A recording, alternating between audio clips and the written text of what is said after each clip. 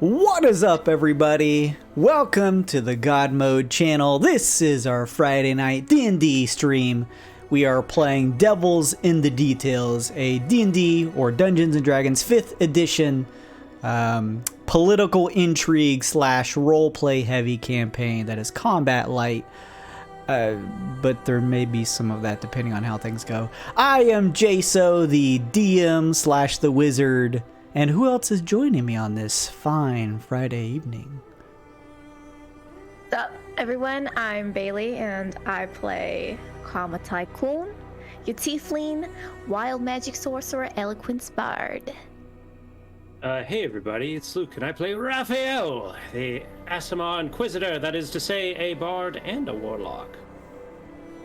What's up? My name's Kevin, and I'm playing Monifa Sonara, your tabaxi thief. What's up, everybody? My name's Slim. I'll be playing Cassius Auditor, a tiefling warlock, undead pact of the tome. Kyle, I'm playing Obese Shalun. He is best bodyguard in Halcyon. He always stop attack, most of the time. Hey guys, I'm Amanda. I play Alloy, the Tabaxi Artificer. Meow. Meow. Meow. Yo. Hey everybody, I'm Nick, and I play Vip Naxworth, Faithful Ranger, and Best Salesman in all of Twixt. Thank you to my beloved. She's always looking out for me. Except, wait, we're not together anymore at the same... Never mind, forget all that. She loves me and she brought me this. Yay! Very cool. Thank you, everybody. A little bit of housekeeping before we dive in. As always, I'm always going to do it because the art is amazing. I want to give a shout out to the artists that provided the amazing, not only the character art that you see around everyone here, but also our NPC art. So thank you so much, Peachy Yuri and Iruichi. You can go find them over on Twitter. Make sure and give them a follow. Show them some love. Really appreciate their help in crafting some beautiful visuals for some characters throughout this game. What's up, Lazy? What's up, Mousy? Hello, everybody. Welcome. A huge thank you, as always, to all of my Twitter followers. Speaking of, we're over 12K now. Make sure you go and follow the Twitter for all kinds of news and updates in terms of the streaming schedule / the potential giveaways that we do. All kinds of fun stuff. There's a couple weeks there that we did a giveaway of all of those cute crochet critters that you saw Vip hold up. So that was really awesome. So all kinds of really cool stuff that happens over on the Twitter side of things. So make sure and keep your eyes peeled over there. Give it a follow if you haven't already. A big thank you to Sky99 Sky, Souls Rolls, Jason Myers Music, Wonder Bread, Rumble Pack, Magenta Mage, Little Loots, JC Charms, Serious Whimsy, and the Arcane Archives. Thank you so much for all those follows. Thank you, Mozarel, and everyone else for the subs / bits / raids, and those of you who are putting your Twitch channel point rewards to good use. Thank you so much. We are nearing 400 Twitch followers. We're in the 70s now, so if you haven't already, smash that follow button so you can get updates on when we go live. You'll also get an immediate boost to your Twitch channel points if you have not followed already, so make sure and do that. Someone remind me at the end of the stream if you think about it. Let's find someone to raid at the end of things here. A huge thank you to Lazy Vengeance, Queen Gore, Luke, Mozarel, and Carney Sideshow for being Patreon members. I really appreciate that. If any of you want to get some bigger insight into our D&D worlds, there's all kinds of really awesome stuff over on the Patreon. You can go become a Patreon member today and get cool access to the digital guidebook to our campaign worlds. You get early access to the YouTube releases. You can get my DM notes. There's even a campaign that I do bi-weekly every other Sunday that may actually have some tie-in with this campaign coming up here in the next session or so. We'll see how that goes. You can be a part of that too at the Wild Force Wizard tier, so make sure and go check it out if you haven't already. Also, if you're like, there's some really cool physical merch on the Patreon, but I just, for whatever reason, don't want to be a part of the Patreon, go over to the God Mode shop. It's just GAWDMODE.shop. Punch the link into the chat. Everything I'm saying here is also being punched into the chat. You don't have to just go and hunt for it. You can also check out the About panels here on the Twitch page. But you can go over there. There's all kinds of cool stuff. There's tees, hoodies, face gaiters, face masks, leggings. Really neat stuff over there. Go check it out. I really appreciate everyone who's bought some stuff already. And there are more things coming down the pipeline. As always, with everything, because we have to continue making sure to get this channel to grow. So thank you all so much. New seasonal merch over on the Patreon, geared towards the theme of Devil in the Details. Go check that out. Speaking of ways that you can interact with the channel, there's always a whole bunch. One of the biggest ways for our Friday night D&D streams is the Twitch channel points. As you're hanging out with us, even if you're just lurking in the chat, you're building up your Twitch channel points. You can use those to spend them to get all kinds of cool rewards, like +1 for party members or me. You can buy them single-use consumable magic items in the form of curios. You can switch the karma coin, which is this particular mini campaign's alternative for inspiration from one person to another. All kinds of really neat stuff. So check out all those rewards. Down at the bottom left of the chat, you'll see the purple weird bit icon. It'll show you how many points you have and all the cool stuff that you can buy with it. Let's see here. Lazy Vengeance just bought Raphael a bullion package. What was it, Amanda? Ooh. And Karma has a curio. Oh, nice. Ooh, Mama Bear. Mama Bear! Oh, thank you. So how does bullion work right now? Is it just added to our gold amount? I'm going to ask you to roll a 1d4.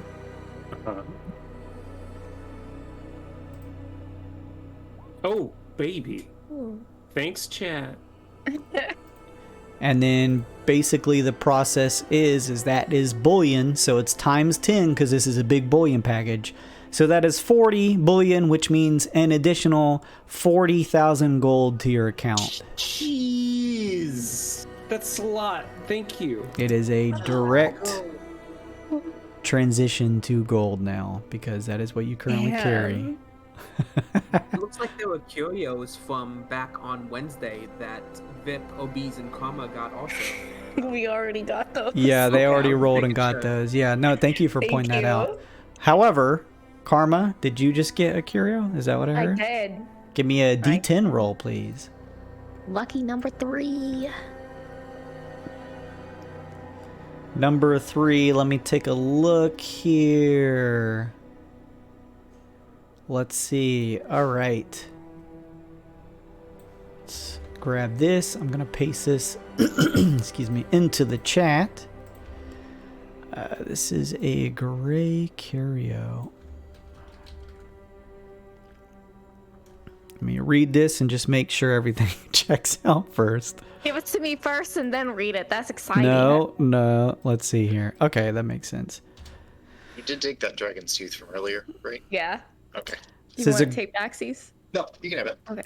A gray curio, a glass spindle filled with silvery liquid. When broken over a weapon, the weapon is transmuted into a similar metal. It deals an additional 2d6 points of damage until the end of the session. Ah. Weapon. Oh shit. After which, the weapon disintegrates. Oh shit. Hey, that's a good combination I have right now. Just thinking. It's really cool. All right. Deadliest fucking boomerang on the planet. What is that? 2d6 plus 2d4 or a d4? Um, Damn. So yeah, all kinds of cool stuff that you can use your Twitch channel points for. Who is that in the chat? What's up, Nikos Burger? How you doing, buddy? We also have stream stickers. So if you want to, you can mouse over the stream if you're on desktop, and over in the right corner, you're going to see the purple heart. Click on that. There's a whole bunch of cool global stickers that for a couple number of bits that help support the channel, you can slap them on the stream. Or if you're a subscriber, like you see everywhere on the screen right now, you can slap some channel-specific stickers, including chibi versions of all of our current characters in this game, provided by Bay. Make sure and go follow her over on Twitter at the Arms ARMES dealer to give her some love. She also sometimes posts some other art and stuff on there that she does. So go check that out. Give her a follow. Thank you for the help. Even if you're on mobile too, down at the bottom right of the chat, you'll also see the stream stickers. You can slap those down there too. We also finally use the D&D Beyond plugin. If you want to get a closer look at any of the characters, their abilities, or things that they can do, make sure and go check that out. Speaking of, everyone leveled up from last time. You are all now level 10. Please, if you wouldn't mind, if you would like to, want to share something that maybe your character got, whether it was an upgrade to some abilities or a cool feature you got. Who wants to start first? Introduction order. Introduction order, yeah. Sure. Bae, what'd you get? I went into level 9 Bard and I took Seeming. Level what, Bard? 9. Nice. Nice. Seeming pretty strong and could be helpful for whatever comes next. Very nice. Raphael took his 8th level in Bard, because he has 2 level in Warlock, which bumps his charisma up to 20, which makes him better at everything he does. Always helpful, absolutely. And I also picked up Mass Healing Word, which seems like a pretty good pickup for a Pelor following fella. You guys Some healing for the group. may enjoy that spell come the end of the campaign. Don't say that, Jason. Anybody else get anything cool? Nifa. I think Luke is next. Luke just went. It just went. Who? Shut up. Kevin saw that thing of Chuck Schumer trying to get the marijuana passed, and he said, let's celebrate early. Absolutely. So I took a 4th level of monk, and took a feat Oh God. called Slasher, which gave me a +1 to my dexterity, putting me up to an 18. So I got a bonus in all my dexterity stuff, which is what Munifa uses. And then I also, once per turn, when I hit a creature with an attack that deals slashing damage, my whip, can reduce speed of the target by 10 feet until the start of my next turn. And if I score a critical hit that deals slashing damage to the creature, you grievously wound it until the start of my next turn. The creature has disadvantage on attack rolls. Sick. And technically, I Wow. also got slow. It's pretty powerful. Very cool. Mm-hmm. I took my 10th level of Warlock. I got a cantrip, so I took Create Bonfire because it's always one game late when you need to make fire. But I got Necrotic Husk. I'm resistant to necrotic damage. If I'm in Form of Dread, I'm immune to it. And if I hit 0 hit points, my corpse explodes and I come back to life with 1 HP. And I shoot bits of my golden rotted body all over the freaking place. He's molting. Oh my fucking god, he's just like a pinata of coins. That kill everyone. That's 100%. I want that. I want to be a pinata. It is on theme. What would the sound be? Would it be like a coin explosion sound?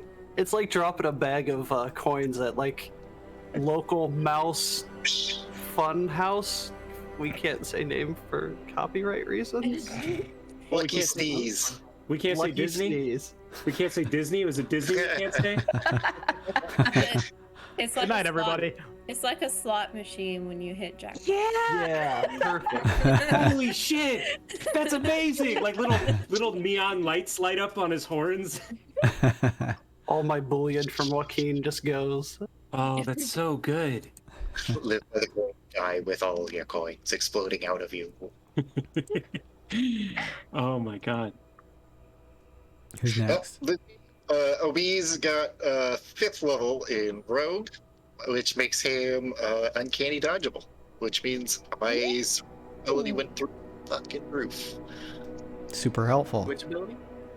Uncanny dodge. Uncanny dodge. So good. Because I get resistance pretty much is what that does. Nice. Good shit. Nothing too exciting for me. I learned 2 more infusions, which I'm already maxed out at infusions, so that's not super exciting. But I could learn another cantrip, so now I have 3 cantrip spots. I learned mending, Yeah. so that I can repair my little big guys. And I could also prepare another spell, and I prepared Revivify. Oh, good. Good, because when I die, you can bring me back, and then I can bring other people back with my Revivify. It's perfect. It might come up, but Raphael has some diamonds to cast Revivify on his body, if need be. She already knows. So One you're for you Pinata and too. one for me. It's emergencies only. Vip is now a 10th level ranger and can hide in plain sight. Oh. Nice. Very cool. I'm assuming that makes you a whole lot harder to see. If I stand still, I can naturally camouflage myself. Board talk, it is a +10 to stealth. Becomes Drax. I've learned to stand so still, I'm invisible. That was so funny in those movies. Thank you so much, Burger, for the subscription. I really appreciate that. Oh, hey, thanks, Guy. You get a multiplier to the Twitch channel points that you earn, and you also get to slap a whole bunch of exclusive stickers that you're doing right now. There you go. Perfect. Awesome. The applause. Thank you, Mousy. So yeah, very cool stuff from everybody. I really appreciate it. That was most of our sort of table keep. Who currently has the karma coin right now? I do, and it's on the board for you. 3, 4, 5, 6, 7. Would you please give me a D7 roll if you don't mind?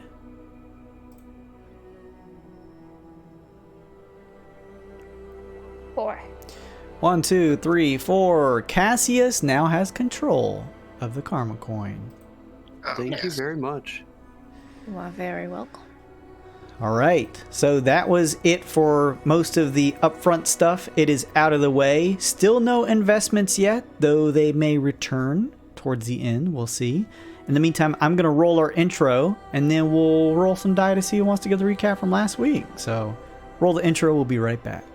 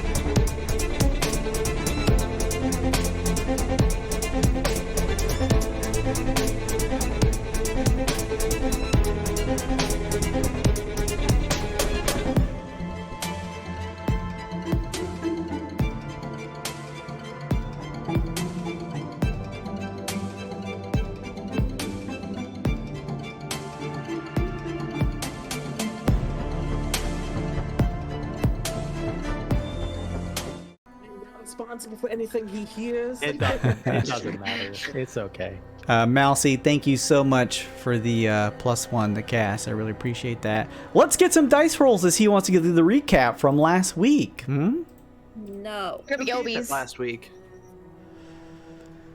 He rolled D1.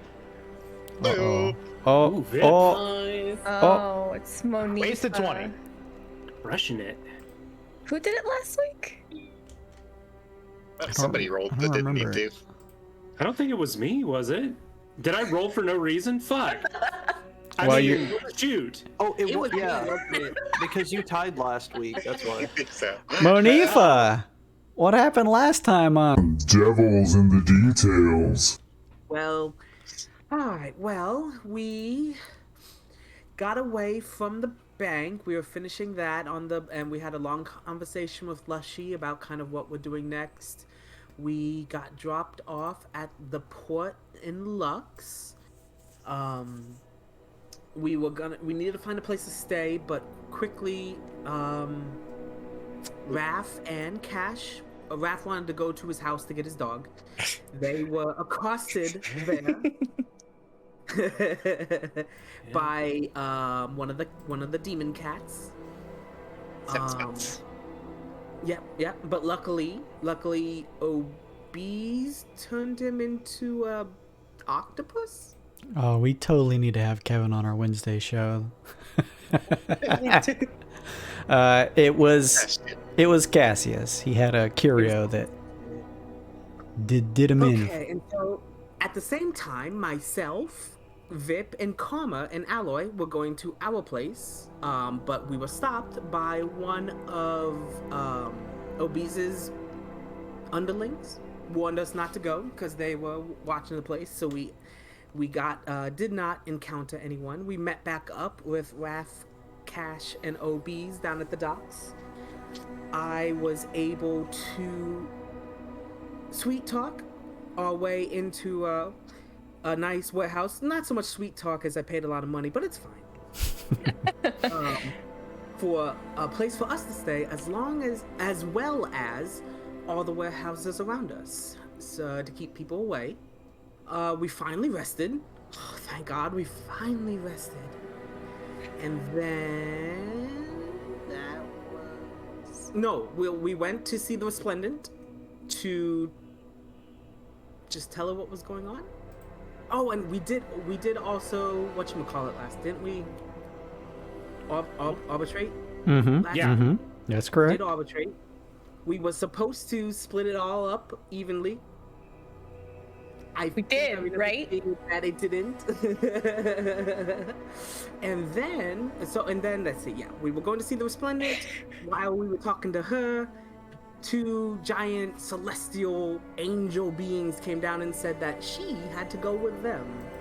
And that's pretty much it. That's pretty good. That's a pretty succinct recap. Very good, Kevin. Thank you so much. Yes. So as we left off last session, you were all meeting with the Resplendent, a little skeptical to meet her back in her own domain in the floating temple on Luckside. So you all decided on a sort of neutral meeting point, a alleyway, but at least in the relative sunlight and sort of daytime of the topside area. You met on 69th Street and hid in an alleyway using some minor illusory magic to make sure and look like the inn that sees more people traveling by. It's kind of covered up by a brick wall that looks similar to the other brick and stone facings around this area. As the Resplendent approached, she began to share some of the ruminations that she had been going throughout between all of your interactions together, and especially the time when Cassius and Raphael had visited her and gave her some mortal advice. But before she could finish, 2 massive hulking celestials, as Kevin mentioned, their skin light turquoise hue, bald heads, their eyes that flare with a white radiance, begin to descend at both ends of the alleyway in a pillar of just pure radiant light. They both hold on to long, sharp-looking blades. The Resplendent notices both as they begin to descend, and we left last session off with them looking down to her and saying, Paragon, your attempts to hide from us are in vain. You cannot abscond from our justice any longer. You are to return with us back to Lyra's realm, and rightfully return her divine power back to its receptacle. As this happens, you all are able to see that she is looking up and noticing this, and she turns to all of you for a second and then back up to the celestial creatures, and she says, "No, this place, these people are in need of someone using my gift as a force for good. There are evils here that I have discovered that must be vanquished. I cannot leave them, knowing they will fail without my cooperation." No, she's right. Brave angels, I understand that you are bound by the law of Lyra, your mistress. But please, let us beseech thee. We need the Resplendent, at least for a time, to stop a grave evil that threatens to vanquish all joy on this world. I'm gonna walk up behind Raphael and join him to try and give him advantage if he's going to make a persuasion roll, and take a knee and say, I'm a follower of Joaquin. Joaquin has aided Lyra in the past. I know she stepped away from her, but she's very valuable to many lives on this planet. Should she not be here, hundreds, maybe thousands will perish. Definitely thousands. We need her. Are you trained in persuasion, Cassius? Oh, Okay. Then Was that obese? yeah, sorry. And then Obese walks up and says, yes, and Celestinian, they were also godly friends. And he pats Raph on the shoulder and gives him guidance. Nice. So normally you would get advantage, Raphael, on this persuasion check. Instead, however, I'm going to ask you to do it neutrally, since you would normally have disadvantage. Interesting. Very cool. Very cool. Okay. I mean, I am definitely trained in this. Hold on. Let me just real quick look at my features and make sure I don't have any weird bard trickery that I'm forgetting before I roll this. All right. Okay. All right. Sure. Am I able to chime in and say, yeah, she's been helping us, and give Raphael a little bardic inspo? Sure. Okay, take this Sick. back. Thank you. See, we're all holy people here. It's fine. Okay, I don't have any kind of trickery, so I'm just gonna make my roll for it. Not bad.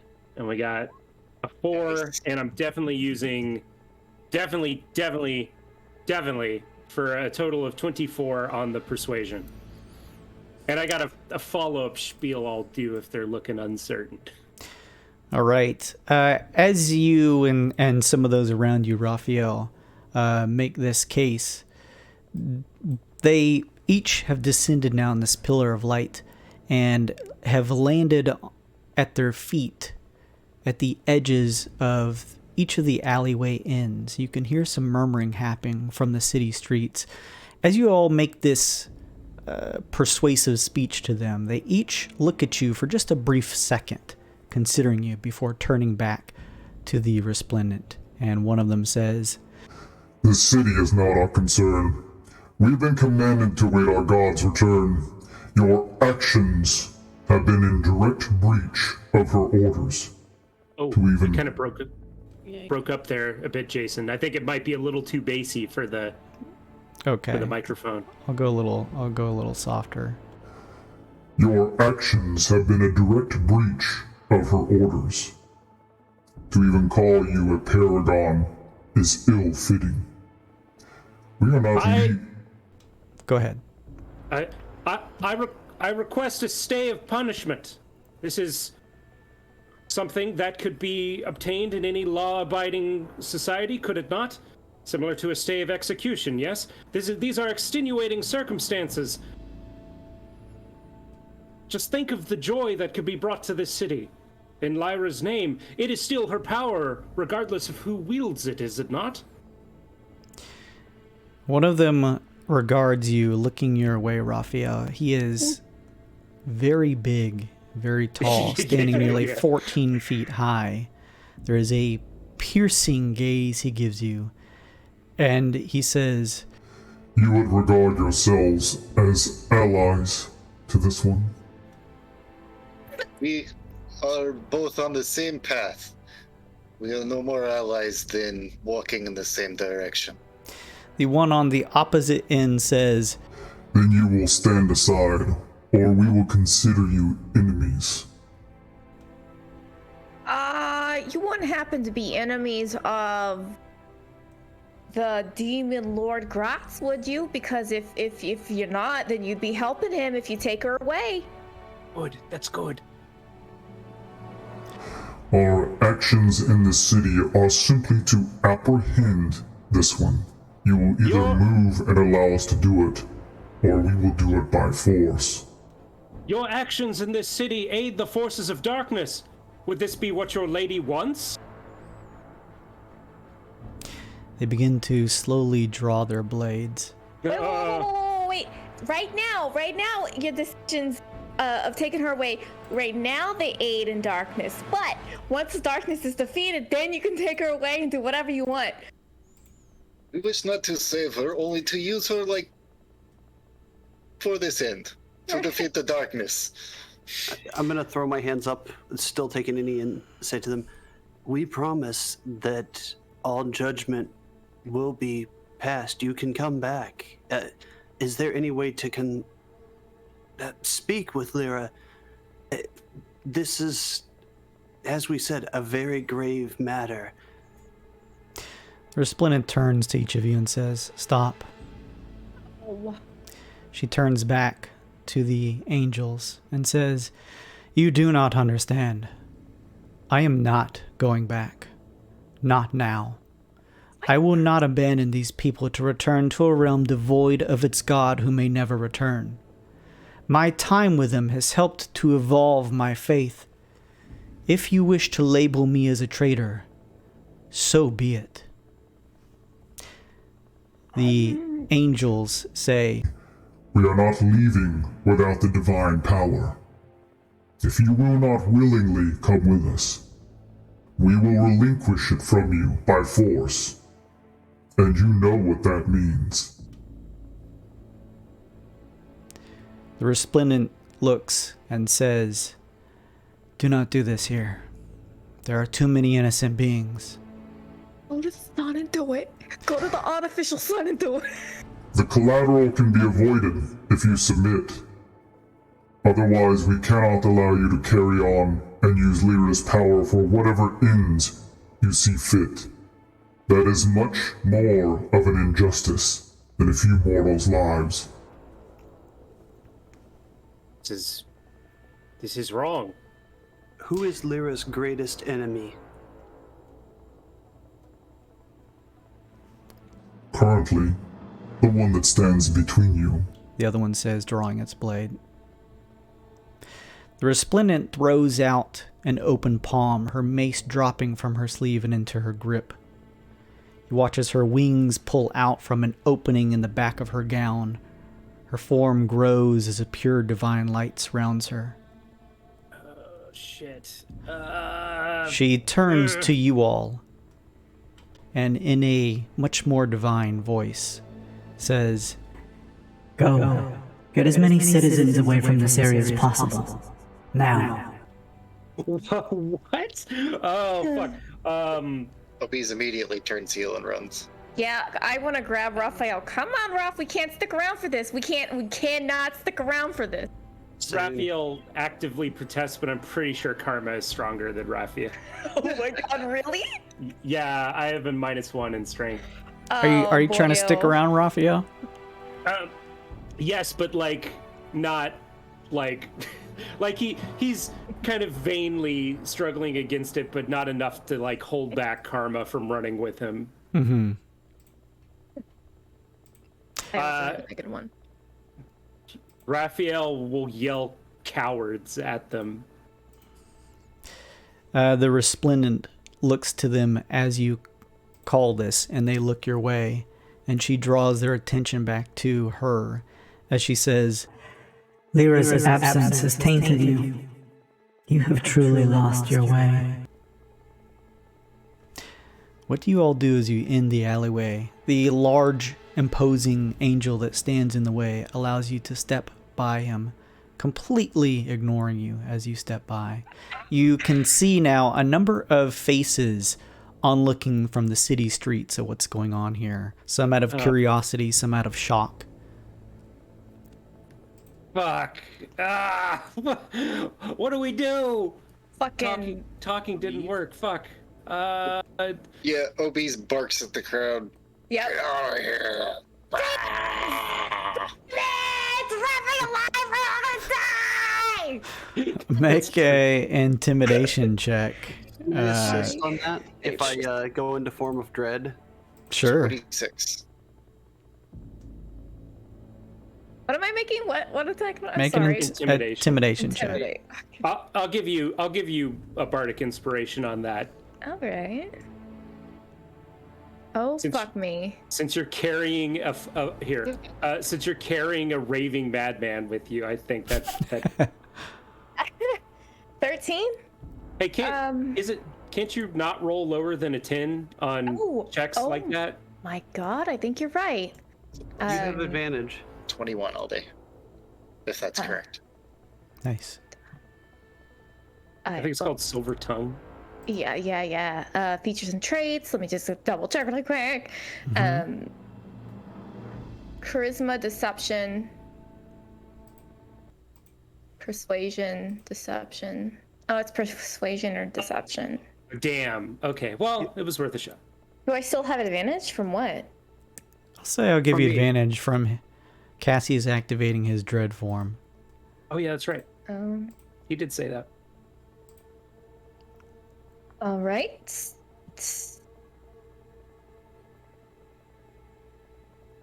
Oops. What's oops? Hey, 17's higher than 15. Yeah. Oh, do you have any plus ones? You got a bunch of plus ones. Oh my God. I add my +1. All right. Pretty good. With you all yelling menacingly, and with Cassius activating his dread form, kind of floating off the ground a little bit and turning into a pure gold form, the audience of Halcyon citizens looks a bit shocked and intimidated, and they begin to spread apart and disperse this area. As you all are what seems to be successfully dispersing the crowd here, you hear the sound of wings shifting in the air. And you're able to see that the angels, because you're yelling at the people from the streets but can still see into the alleyway, the angels lift into the air using their wings and charge into the resplendent, their blades meeting her mace as she deflects her attacks. With each connection of steel, a crashing thunder fills your ears as the divine agents brawl in front of you. The stone ground trembles. Pieces of the tiling and alleyway walls around the clash crack and deform with each strike. One of the angels tackles the resplendent, thrusting her through the air out of the alleyway between your group, across the street and into the stone wall of a building on the other side. Stone flies through the street, bits and pieces of debris landing on some of your shoulders as her form is knocked into and destroys the surrounding wall of the far building. Screeches and yelling from the onlookers can be heard as they attempt to get away from the brawl from all of your successful checks. You watch as the resplendent pulls herself from the wreckage of pieces as it falls around her. The two angels fly towards her, past all of you, completely ignoring you, and continue to try their assault. As they bring their blades in, you watch as the resplendent moves with a grace and swiftness unseen in most fighters, almost as if she is dancing. She continues to block their swings, pushing them back. I did not want it to come to this, she says, as the angels respond. You saw to it from the moment you stole from our goddess. They launch forward, one of their swords slicing across the side of the resplendent.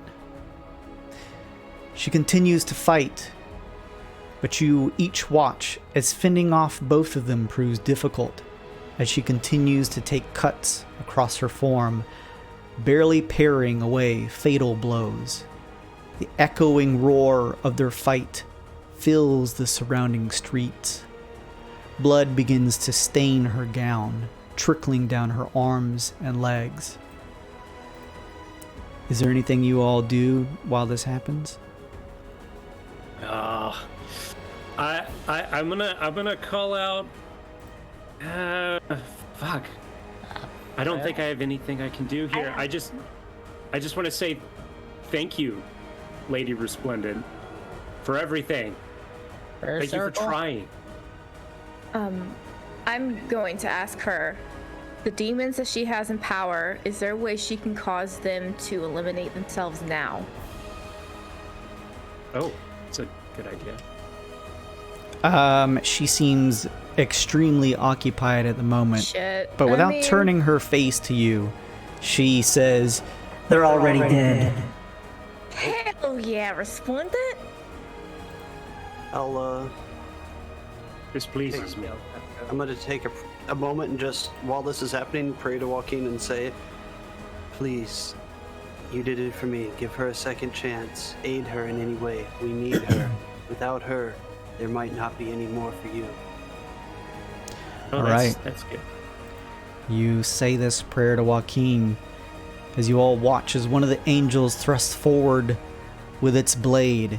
She swivels out of the way, grabbing them by the arm. Watch as she brings her mace down hard against their head with a sickening crackle of bone.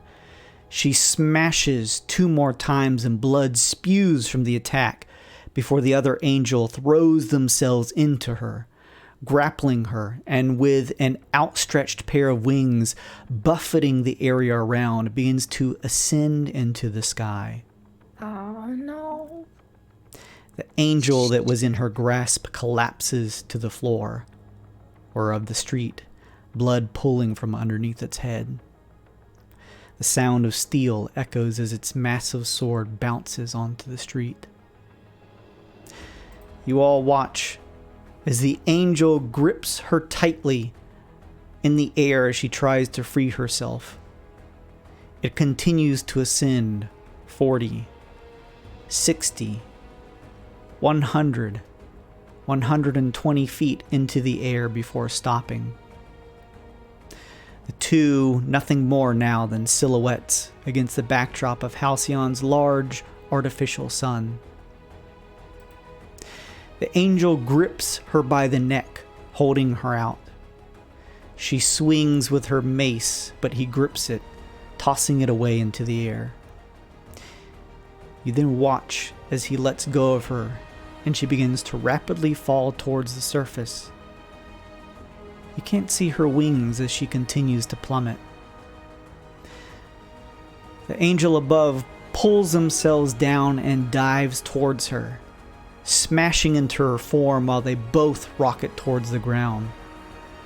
They plummet into the roof of a nearby building. The sound of crushed stone and steel can be heard as the entire building buckles from the blast of their impact.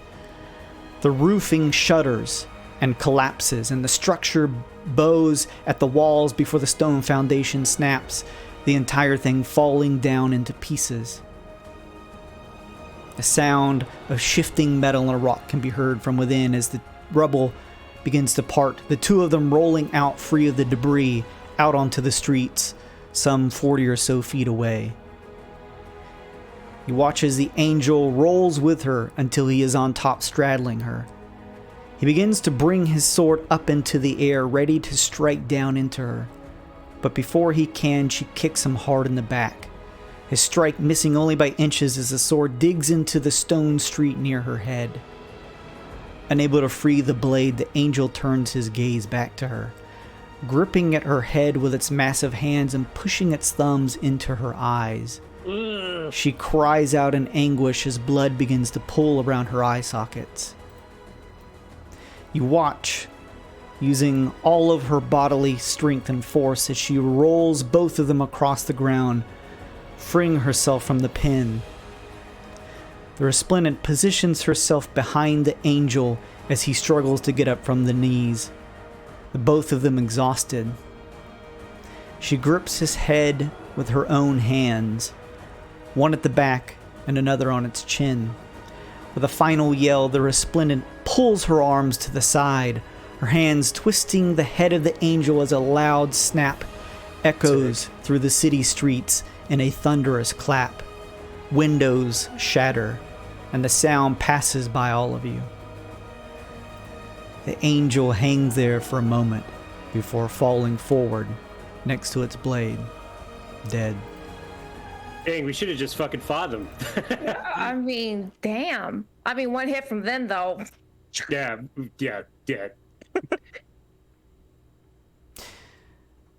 How's she look? Blind. I bet. The resplendent, bloodshot eyes, body covered in deep cuts, grips at her side. She looks nearby, noticing her mace, and limps over to grab it, gripping it with a shaking hand. She then looks up to notice you all and begins to make her way back to you while breathing heavily. Oh, shit. There are onlookers here, but they are far from this area, keeping quite a good distance. You notice as she moves over towards you, her once lavish, elegant black wings have dissipated somehow into vestigial stumps, ending in caked dark red blood. Black tears run down from her eyes across her cheeks. The heavenly glow that once surrounded her has faded away. She holds herself for a moment, looking to you all, and says, "Come with me back to my temple. I know a faster route. There is something I need to show you." Will you be all right? Do you need healing? "It would help," she says. Well, let's bust out those fucking bagpipes, baby, because we got a tasty cure wounds ready to go. 18 healing. She probably took a lot more than that, so I'm also going to heal her with my Asimar thing I can do. 28 healing. Nice. You watch as a number of cuts and lacerations on her form begins to seal, or at the very least, cease their bleeding. "Thank you," she says. "Just pass through this street here. There is a building I will lead us through." Yeah, definitely. It is the least we could do. We need you in the coming fight. That was a bout for the ages. Are there gonna be more of those guys? Coming? I don't know. Okay. All the more reason to finish what we're here for. Yeah. She continues to limp, heading forward through a city block. She leads you over to a nearby unmarked building. She opens the door into what looks like an empty building, largely free and vacant of any real features. She waves a hand to you all as you step inside. There's a door on the far end. She steps over to it and pulls out a key. The same key that looks similar to the ones you all have, embellished with the pair of wings that normally leads you through Porphyry's office to her domain. She slips it in and turns. With an opening of the door, you see beyond it not the outside area of Halcyon city streets, but instead the infinite staircase. Oh. She waves a hand to each of you as she pushes into it. Yeah. As everyone follows through, you make your way into the infinite staircase.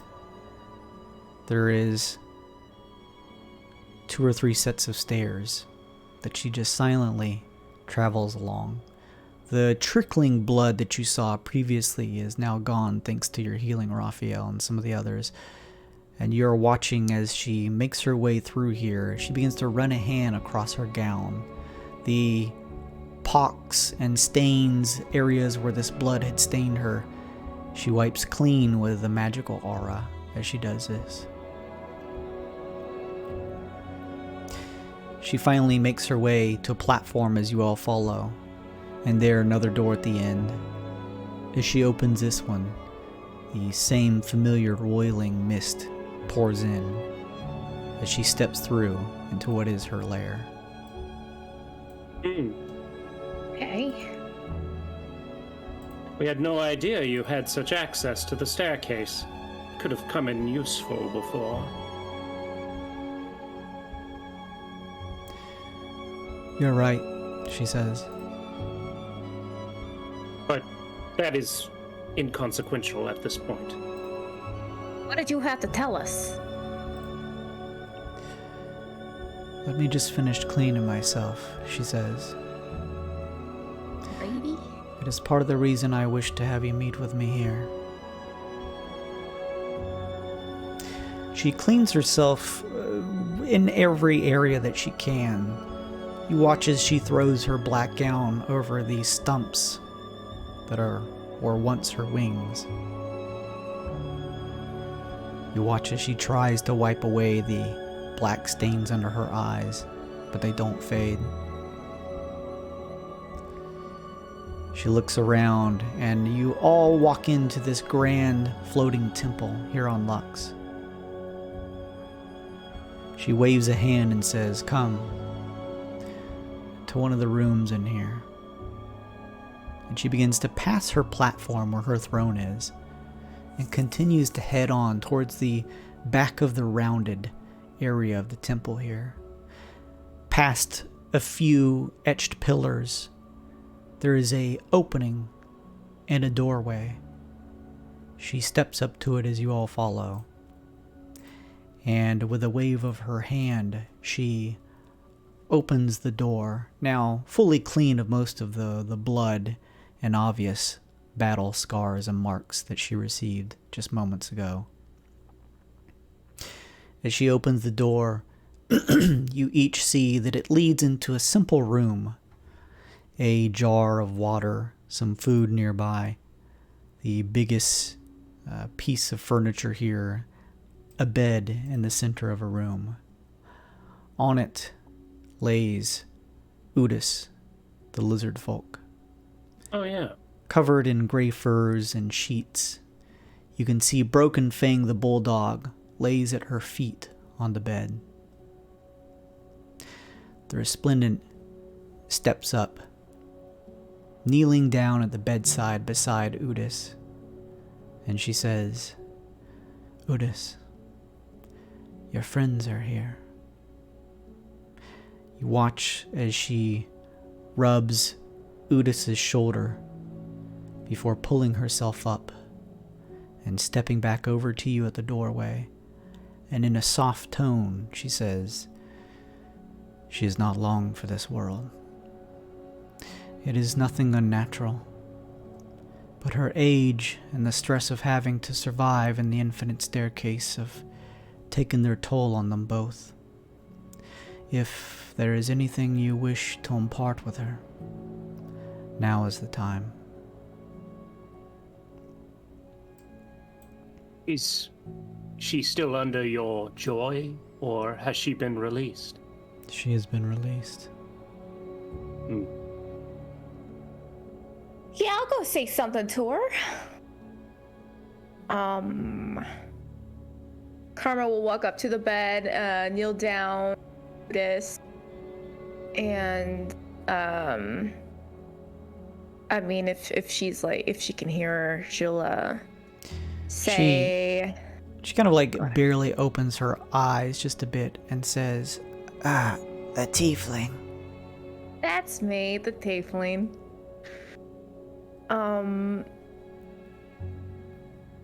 So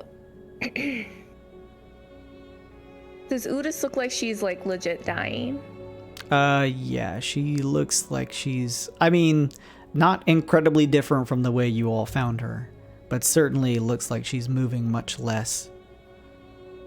Okay. Karma will grab her hand and say, "Listen, you're a strong old broad. You've been through the ringer. You came all the way here to a different new world. And now you finally get to go home and watch over your family. Sorry we couldn't help you. But you're one of the strongest people I know for that. So good luck in the next realm, Otis. She uses her strength to nod at you in affirmation of this.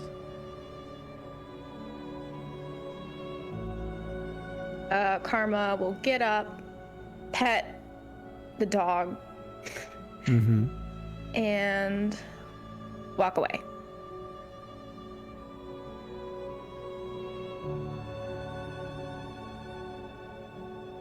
Anybody else? After everyone is done, if anyone has anything else, Raph will come up with his holy book and do some last rites.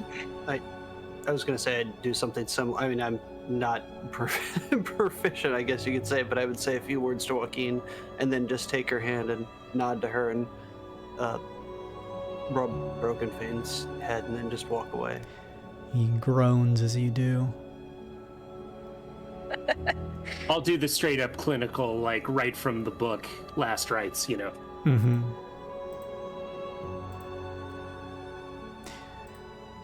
As the two of you step away, the Resplendent steps back up to Udis. Udis looks up at the Resplendent and says, I wish this one could see their family again. Udis's children. Udis's children's children. This one never got a chance to say goodbye to them. The Resplendent says, it's okay.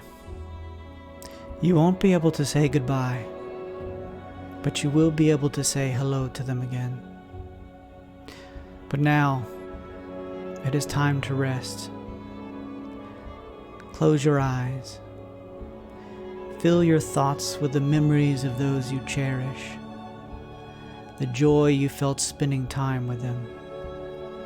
Seeing them grow, watching the sun set beside them. Hold those thoughts close. It is how you will find them again. You watch as Udis tearfully nods at the Resplendent, holding on to her hand as she slowly closes her eyes. Her breathing begins to slow. Her chest takes longer and longer with each breath that she takes.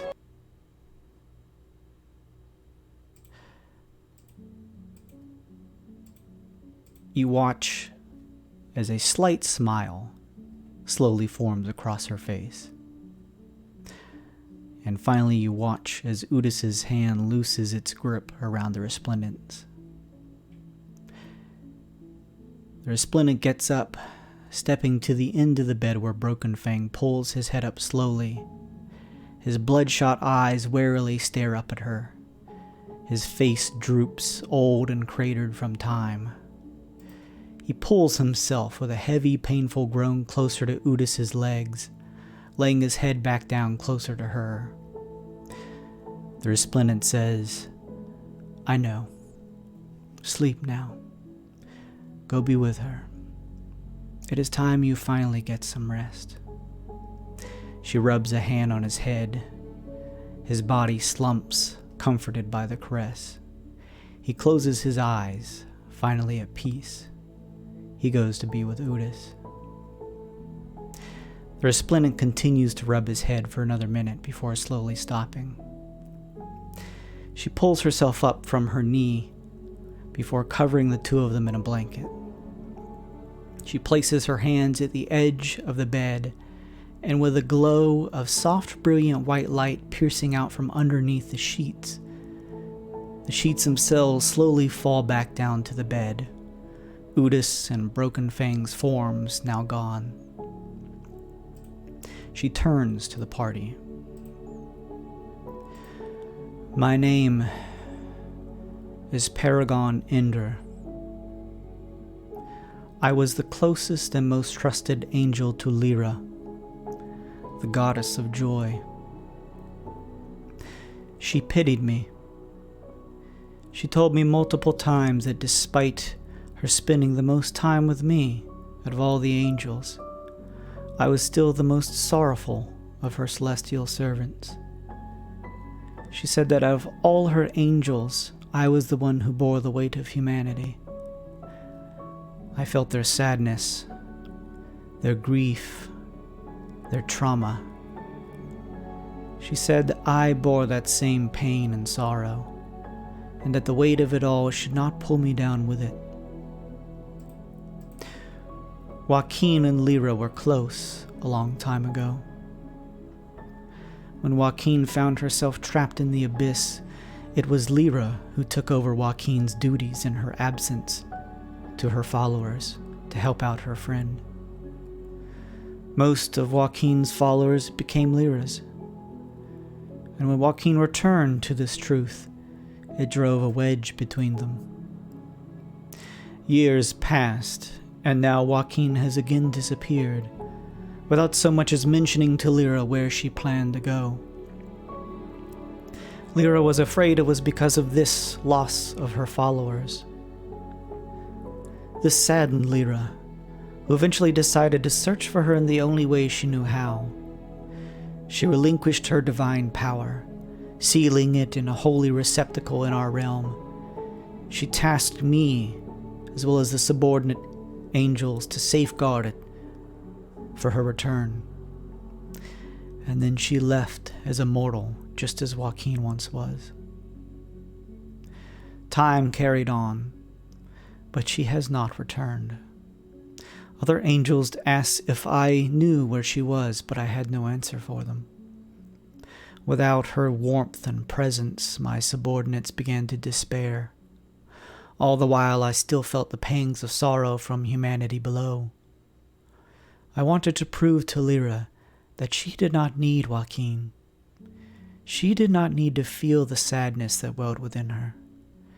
In her absence, I decided that I would show her what her powers could truly do for humanity.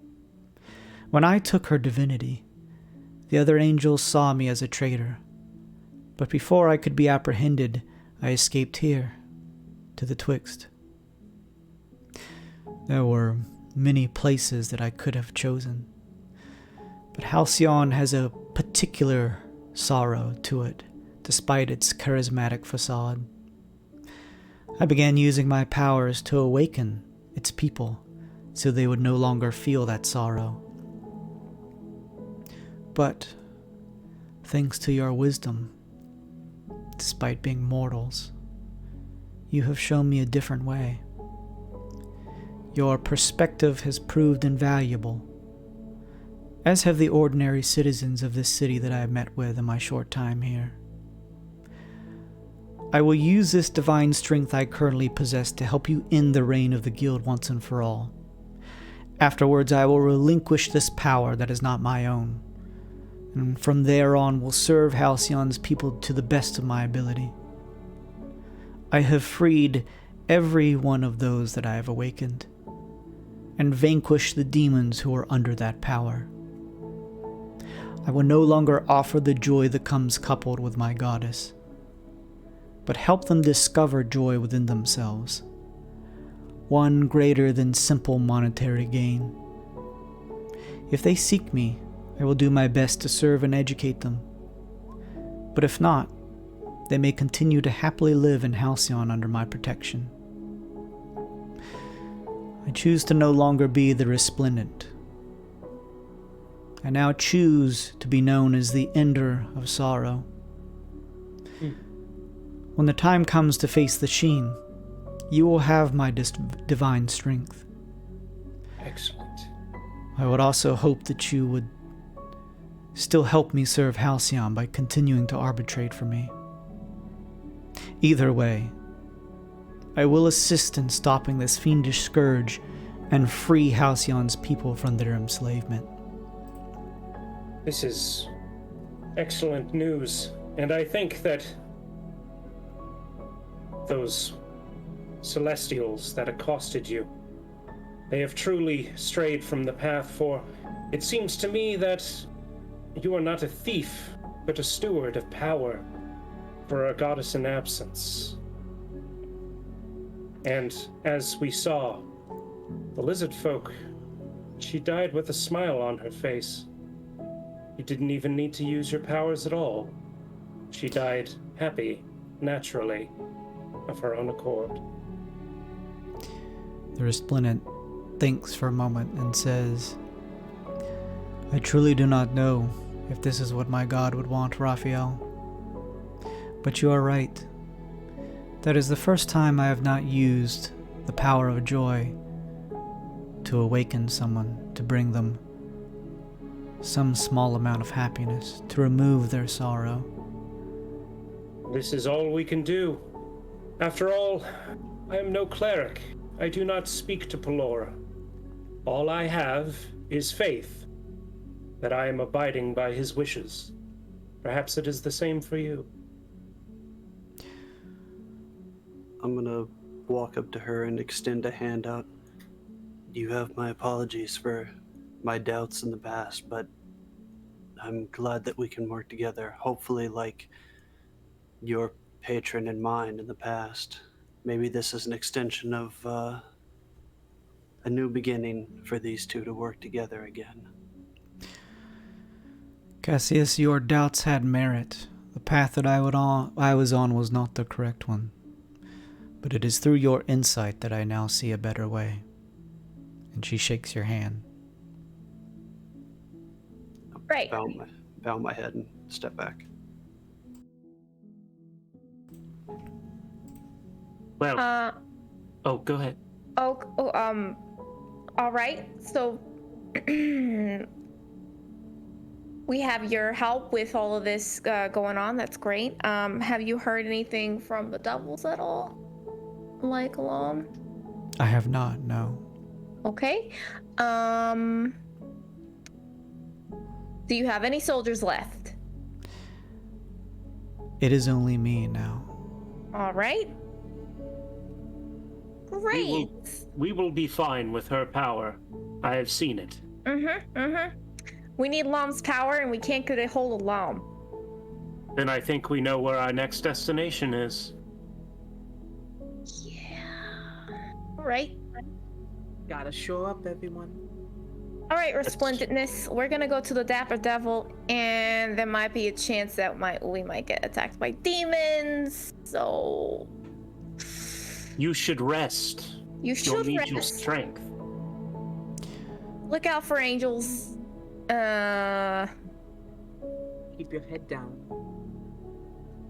I can do these things. There will come a time, if you wish to create this union between us, that we will need to meet and discuss of our actions on how to focus and face the Sheen. Well, what better place to meet than the square that we meet at, right? That time is coming soon. Consider where this should take place.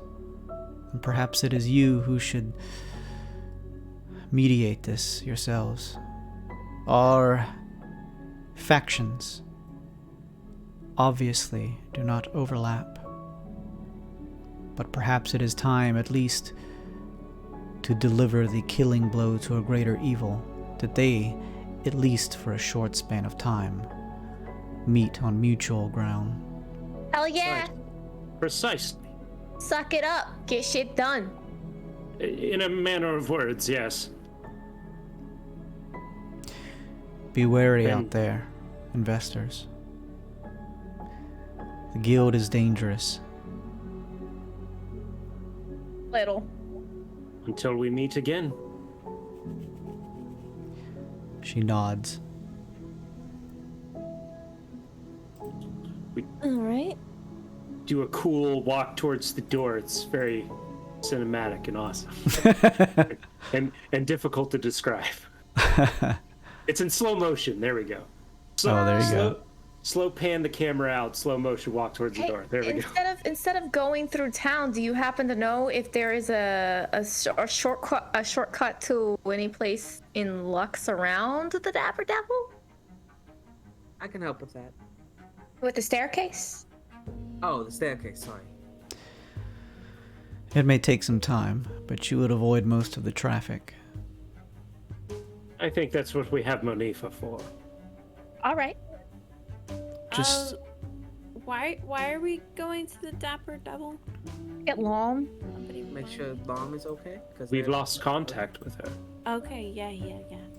Idea, possibly. Obese. Could you send one of your helpers ahead to scope out the Dapper Devil? Make sure it looks relatively safe, at least. Don't want to run into anyone like you guys did at Rafts. Oh. We would have to actually speak to them, so probably not faster, about the same pace.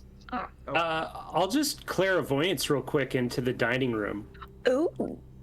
I concentrate and I put a visual sensor in the dining room that'll last for the next, I think it's an hour. Clairvoyance. 10 minutes. Good enough while we make our way there. so this lets you see into that area to get a vision. Yeah, I can just look. I can either look and hear or hear, and I can swap between the two. So I'll probably swap to hearing at some point just to see if I hear anything unusual, then swap back to visual as we make our way there. As you all leave through the resplendent shortcut that will lead you to Lux and avoid most of the traffic of Topside using the infinite staircase, you use the visual side of things, Raphael, to try and get a idea of what's going on. You wait to see any amount of lights or candlelight or people that make up the restaurant. But instead, it's mostly filled with darkness. In fact, you see starlight above. It takes a second almost for your eyes to focus in, looking through this illusory sensor. But you're able to get the sense that whatever was a dining room here is now nothing but what looks like burnt and charred rubble. Okay. Oh, well, Okay. I have some bad news. What's the bad news? What do you see? It burnt down. Oh, even the secret rooms? I can't see them from here. Once I've placed the marker, it's stationary. We'll have to investigate ourselves, I fear. I have another idea. I'm gonna cast a spell. I'm gonna cast Sending. This can go to all planes, across dimensions. I'm gonna try to contact Lom with Sending. All right. How do you contact Lom? Let me cast this here. I'm gonna give her, I think it's like 25 letters or words. She can reply back in the same amount.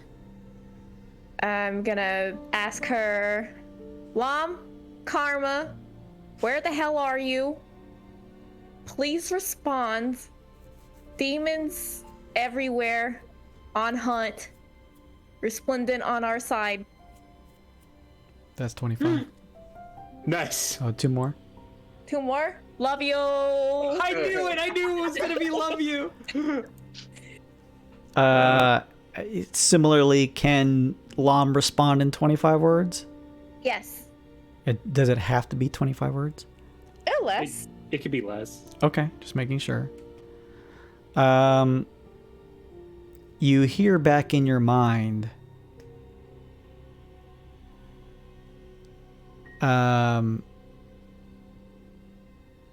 Skip Dapper Devil.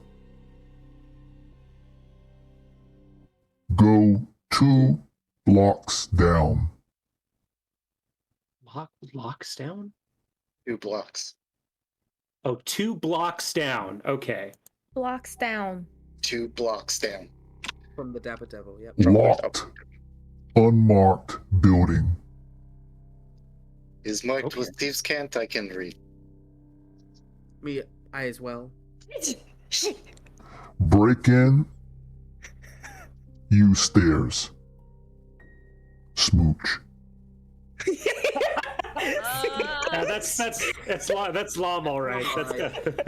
I'll relay all that. XO. Yeah, XO. Oh. Skeleton. Damn it. Autocorrect. So Right. using the infinite staircase, as you head through a door on a platform, you find yourselves actually entering the general vicinity of what seems like the Lux area here.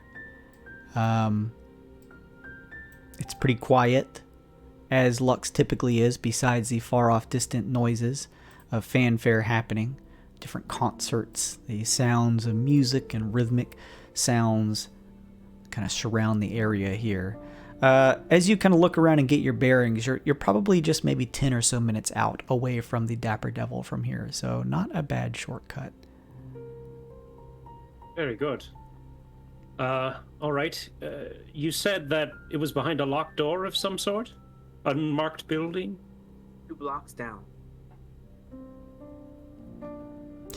You all continue to head down towards where the Dapper Devil is, and as you pass it, planning to head an additional 2 blocks down, you see nothing but a charred mess of rubble. There is nothing left of it. We try to avoid it, I imagine, as much as we can. Stealth it up. Don't look at it. Don't look at it. Stealth it up! Sure, not a bad idea. Go ahead. So exhaustion of level 1. What does that do Yeah, exactly? it's disadvantage. Yeah. Oh, that's. I love exhaustion, guys. I'm not a fan, personally. I'll put a +1 to that. That's fine. It's fine! I trip on some burnt wood. Some trash cans, they all sprawl everywhere. Oh, it's the trash can. Yeah, that's exactly what happens. There's some trash out that Karma just trips over as everyone else just looks back with one big eye. We're moving completely silently, then clank, clank, clank. Exactly. Just hear Karma go, oh, fuck! Do you want me to roll for Barksworth, or can you just share mine? I'll say in this instance you can share yours. Okay. You kind of look around really quickly, Karma, but it doesn't look like anybody of note is around here or takes notice of you. Sorry, guys.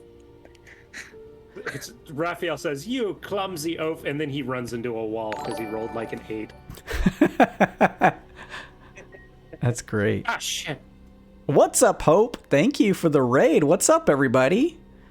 Welcome to Devils in the Welcome to Devils in the Details. Our 5th edition political intrigue / roleplay heavy campaign. The players are attempting to meet with one of their faction representatives that are on the devil side. Thank you so much for that. Make sure and go check out Hope's stream. She does a lot of cool stuff. She's a huge supporter of the TTRPG community in general, so thank you. You all continue past the wreckage of the Dapper Devil, and just as mentioned by Lom, 2 blocks down, you find a building separate from the rest that doesn't seem to have any markings on it here or anything like that. All right, then. Again, and take the stairs. You said the go door to was try the locked. door, but it does not unfortunately open. It seems locked. It's a She said job thank for... you, so- Mm-hmm. I will try this one. You look very tired. I mean, still pretty, but tired. Oh God. Sleight of hand. Can I assist then? Since I'm have expertise trained in sleight of hand. Sure. Are you using? Like watching over the shoulder, it's like no, turn it. Trained in thieves' tools, yeah. Okay, like so this. gotcha. Yes, I know. yeah. I watched you do last time. I was very impressed. Sleight of hand. One of those... Oh! Well, I mean, thank you, Monifa, for that advantage. Man, we went from the scariest to the best. There Zero we go. hero. This is why this is what you guys get when you come to our channel here. Story crits. Story crits. Also, thank you, some AV Gamer, for the follow. Any of you who are joining in on the raid here. If you don't know, following our channel gets you an immediate boost in your Twitch channel points. You can check those at the bottom left of the chat that you can use to buy different things for the party. For me, the DM, you can interact with the games. Go click that purple weird bit icon and see what kind of cool stuff there is. Thank you so much, AV. Yes, between the two of you, OBs, you're able to pretty easily pop the lock here, and the door sways open. Inside, you find what looks like paraphernalia that would have been related to the Dapper Devil. There is in one corner what looks like an unfinished steel sign that would have probably sat over the restaurant entrance. There is a bit of kitchenware in another corner, and what looks like a couple of champagne glasses that etched into the glass are like the emblem of the logo of the Dapper Devil. In the far corner around here, you see a pretty lavish looking rug and a table on top with a couple of chairs. There's nothing on the desk itself, though, of the wooden table. Do we see a staircase? You don't notice a staircase anywhere. It's only one room. Looks like a pretty simple room. It's got some sizing to it. It's probably 40 by 40 feet, but mostly looks like just an area to store things in. I would like to investigate the room and see if there's any sort of like secret switches or maybe like a hidden door that leads to a staircase, something like that. Sure. Obese points at the table. Oh. Check What there. about? Oh, Maybe on the rug. Check under it. Okay, not bad. That's a 18. As you peer around with that check, Raphael, you do notice everything seems to be in relatively tall order. All the boxes and crates of supplies are kind of squared up. Everything seems fine except a couple ruffles in the rug. As you kind of pull it up just a little bit, you see what looks like a trapdoor underneath the table and rug itself. You do not need rug in storeroom. This is the thing that sticks out. Why do you not notice this first? I did notice it first. God said so. Well, after I point.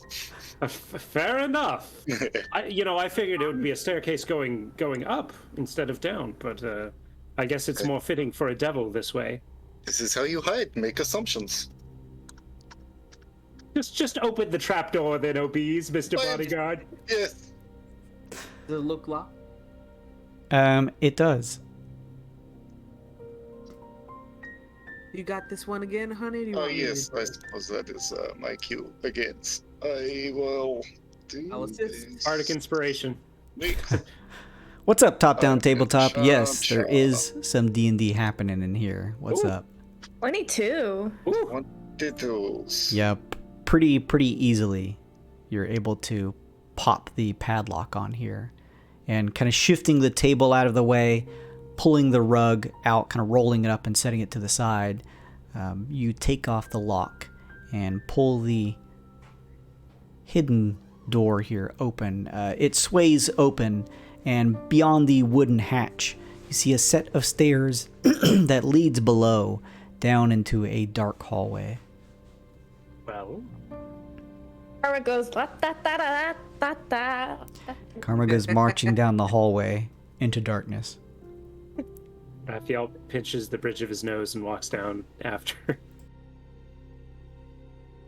Should to check for traps.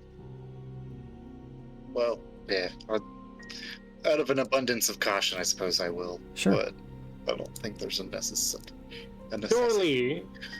Surely the devil would have told us if the hallway was trapped. Thank you. 18 all day. You do not see any traps here. This long hallway, there's a couple doors on the sides, and at the far end seems to be a sort of gilded door. A set of double doors, actually. As you begin to march down the hallway, Karma, the far end door sways open, and there you see the figure of Lom. Uh-huh. Oh, He's you holding finally the- made it. Come on in, come on in. She says, Obies waving holds hand. up. Sorry, go ahead, Obies. No, you're right. I We're was going just in like, then? glad to see you. That's it. She says, Happy to see all of you too. Dealing with a few things. Sorry I couldn't take your calls. Come on, there's not a ton of room in this maid room, but it'll do for now. Come on. I noticed that the Dapper Devil has seen better days. Yeah, it sure has. That's a real kick in the ass having the guild destroy that thing, but comes with the territory.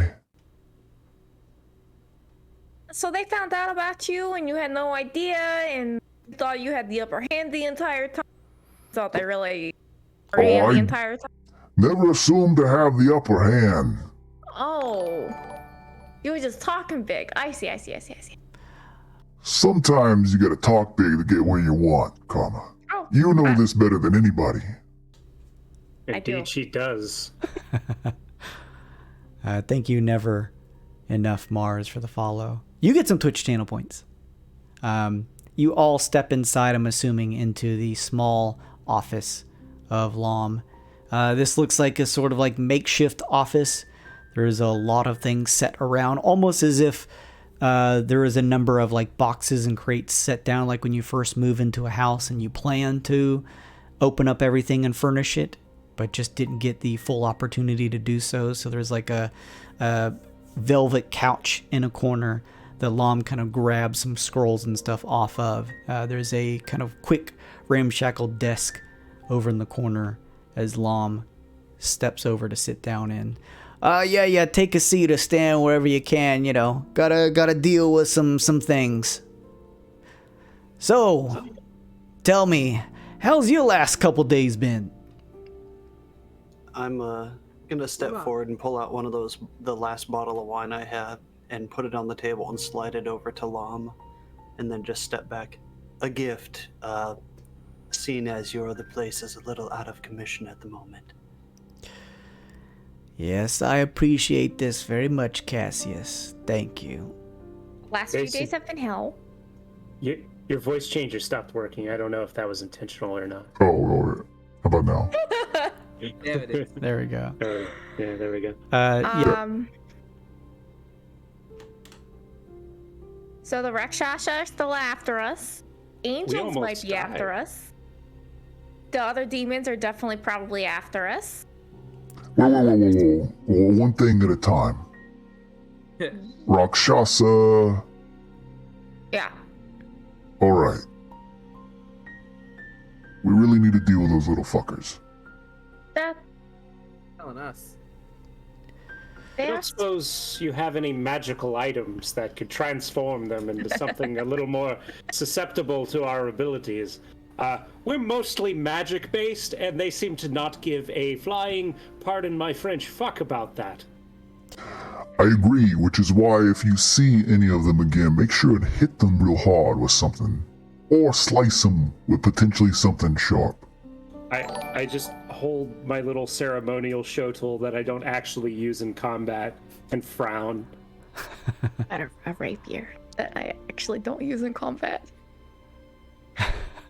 Thank you, Lazy, for the I give a resub. good crack of my whip. I'm like, well, I got this. Yeah, that's the thing about Rakshasa. They seem to be real strong to try and get rid of real nasty things. High resistance to magic.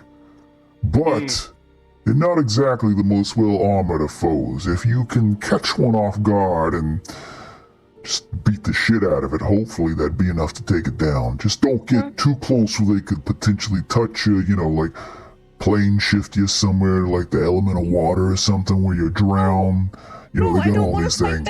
I don't want to do anything. I don't want to do that. But how do you resist the plane shift? Plus, they seem to often get the jump on us, unfortunately. Oh yes, they are nasty. I have no doubt in my mind that it was likely probably one of their little retinue that perpetuated the destruction of my beautiful restaurant. They almost killed my dog. Not as much as a shame. That's Hey. a shame. Kaiser's like probably freaking out right now. I have an idea. Go ahead, little baby cat. We can lead them into a trap. Yes. What kind of trap you got in mind?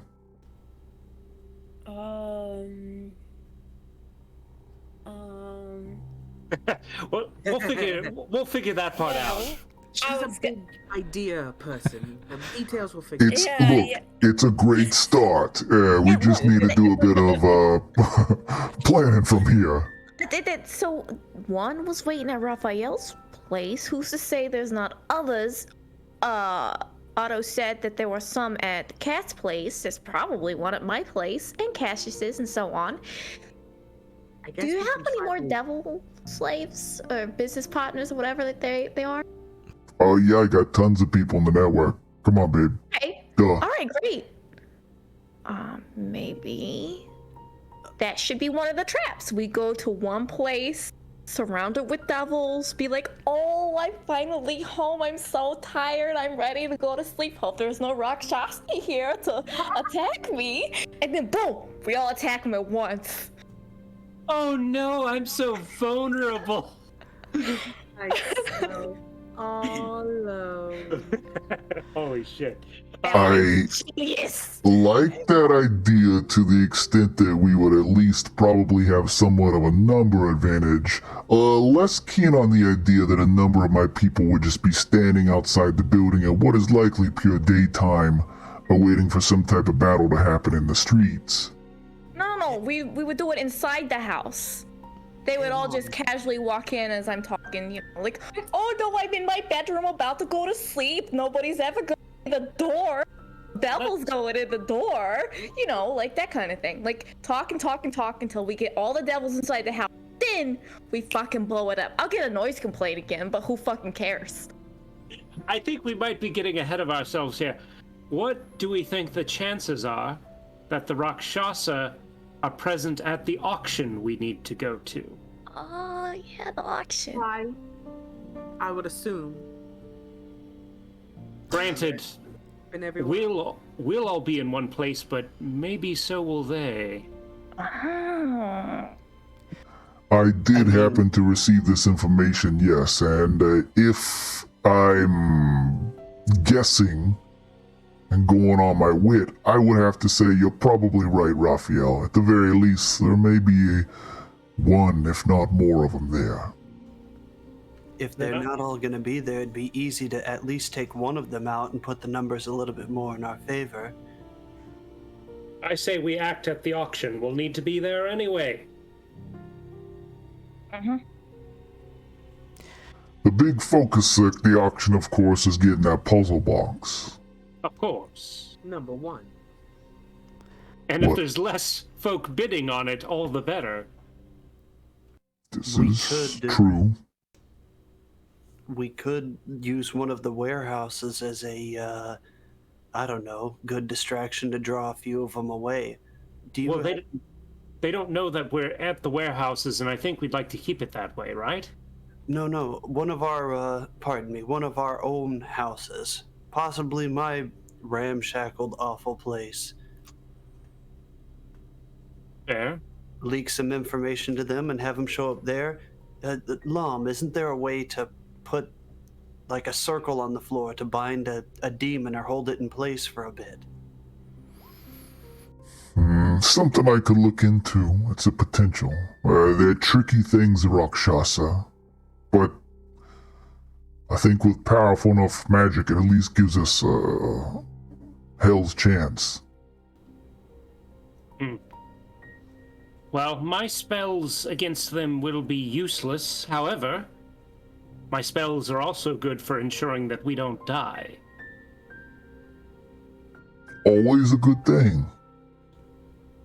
Maybe you're right. Maybe we should try to separate at least one. We still have, 48 hours before the auction? It might be worth a shot. That's correct. I would say it couldn't hurt, but it probably will a lot. Yeah, at the very least, again, just want to make sure and let you all know I like this plan. In fact, I'd like to try and be there myself. Just again, don't let them touch you. Yeah, that didn't work out too well for me. It's interesting, you know. Wait a minute. So, you don't want them to touch us because of the spell plane shift, not because there's like some curse that like. Oh, Right. there's a curse in their claws. Yeah, they'll definitely fuck you up with those too. Okay, so our boy has been touched before. He should be good though, right? I mean, I don't know who we talking about here. Oh my god. Hey, when did your hand start shriveling up? Cassius? I think that's unrelated. Oh. Alright. Yeah, no, you're right. You're right. Sorry. Take a strong hand. So the plan is to confront one at somebody's house. Yes, at least try to thin their numbers before the auction. Before the auction. Can't talk. Well, maybe we can try to lead it somewhere and have a trap set. This like- is the trap, right? Yep. I'm just thinking explosives. Oh, Seems like a good way to deal with something like this. All the reason for Sparky to take up the mantle of Mr. Cogwheel. what does that mean? What does that mean? What does that mean? Explosions, I'm telling you. He should have gone out with a bang. I don't want to talk about Mr. Cogwheel right now. You know you can just rebuild him. It's the same Mr. Cogwheel. No! He had a special chicken cooker. Oh, yeah, that's okay. That's fair. That's fair. It's No, she sentimental. hasn't been the same ever since that. Don't bring it up again. You're right. You're right. That was insensitive of me. What if you just made a new robot, specifically instead of a chicken cooker, it had a spot where you could put a lot of dynamite, Oh. like a dynamite cooker. Oh, so that's the difference. Okay.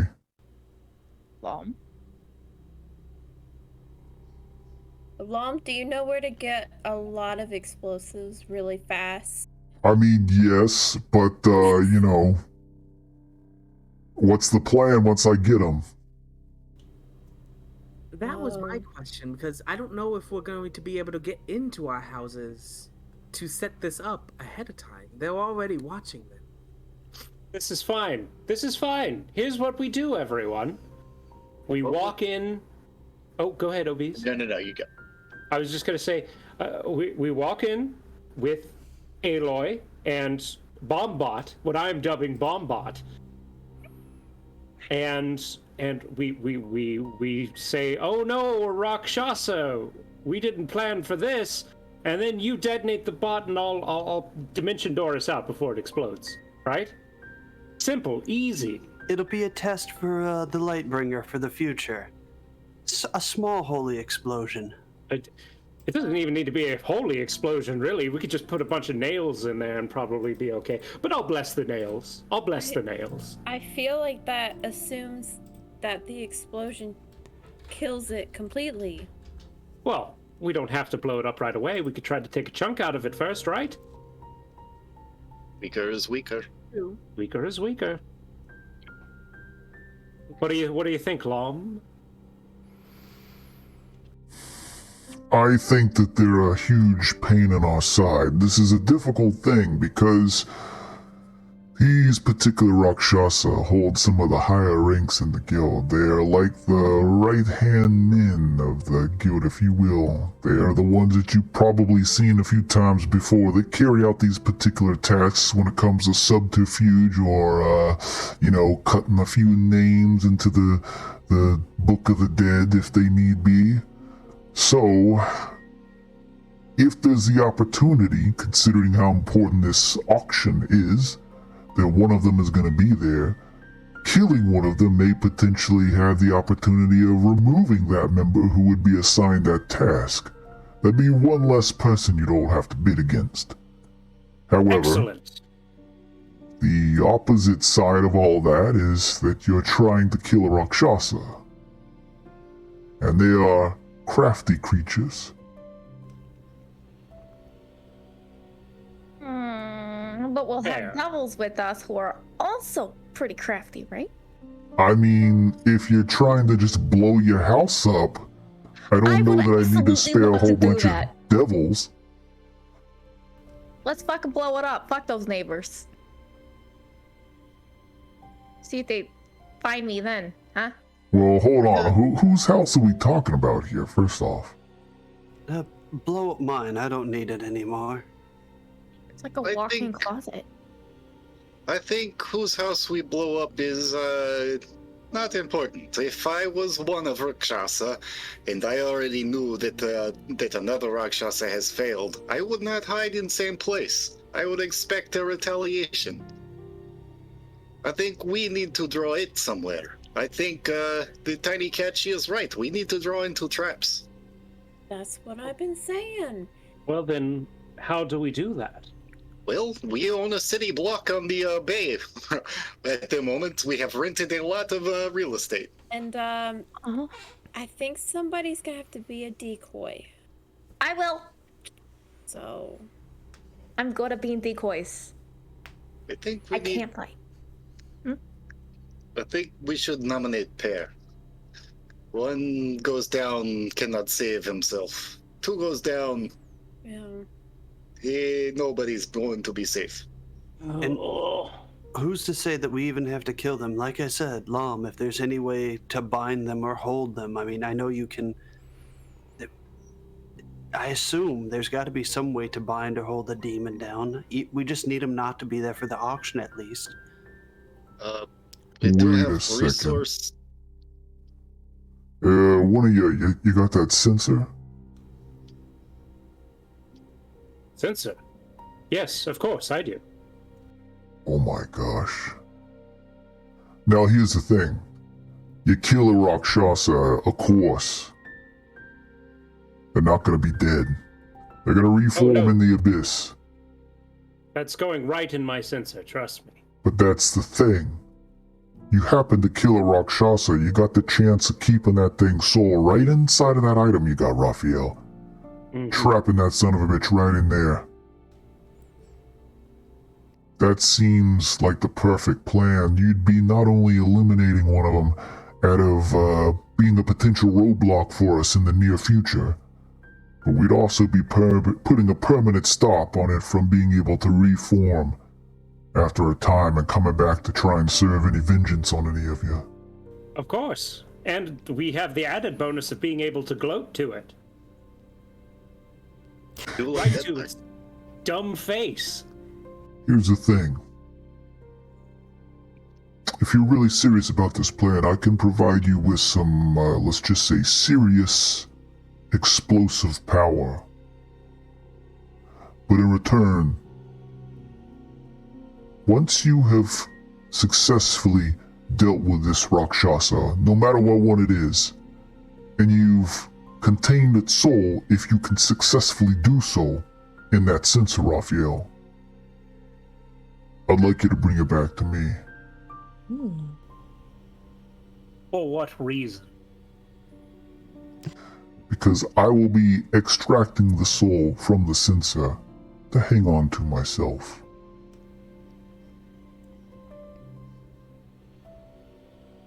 To what end? Can it hold more than one soul? Then I think I'm pretty sure it can, actually. Oh, it can? Yeah, I'm pretty sure it can hold multiple souls. Obi's retcons to say nothing. That was a good question.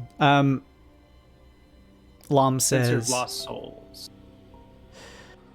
I wanted Raphael because these Rakshasa are nothing new to Halcyon. That mission, back when I was a human that went sour, that wasn't just some accidental trip up within the Bastion, although I do believe that they put us at a serious disadvantage and in risk. But the reason that all of my friends got killed, and I myself had my life come to an end was because of this group of Rakshasa. Holy vengeance. Holy vengeance, Raphael. All right, don't patronize me. I get it. I'm not patronizing. For holy wrath, yes, I will allow you to have the soul. After all, I have no use for it other than to see it out of my sight and my belongings. I can't promise you any of what I'm going to do to it will be holy, but I can promise you it will be wrathful. That's fine for now. Ellipses. Just think of what it did. It displaced you from your temporary home, all of your scriptures and everything that were on the walls. Listen, I understand, but first and foremost, it is a fiend. No offense. And therefore, its soul deserves to perish. No offense. No offense. We're not fiends. I was talking to Lon, but interesting that you would have spoken up there. Because you constantly call us fiends. Well, Slower F fiends. No, it's a translation gap. He forgot the R. Friends. We're friends. best fiends in the whole world. I wish to move plot along now. So. Okay, so we got that figured out. Yeah, we're good. Mm-hmm. Can we get a lot of explosives? Preferably in unmarked crates, I'm thinking. Yeah, strangely specific, but I suppose I could arrange this, yes. Okay, good. I'm assuming this is to be carried out before this auction takes place. Yes. Then I will do my best to carry this task out within the next 24 hours. The question is, where am I sending these unmarked crates to? Obi's draws you a quick map and points out the warehouse. This one would be most strategically advantageous. Alright, that place it is then. Now before you all abscond doing this plan... Go ahead, Raphael. Sorry. I was just gonna say, I take some metal filings and I put them in 3 vials of holy water and I cap them and I hand them to Aloy. Put this with the explosives, will you? Just in case. Good idea. Good idea. I have subtracted 3 vials of holy water from my inventory. Nice. So then, let's talk a bit more on the macro level, shall we? You've been speaking to me about this whole, mixture of an alliance. Indeed. What is your current plans on that front, and our plan to deal with the Sheen? Well, we have tracked down the 3rd missing, how shall we say this, alliance member.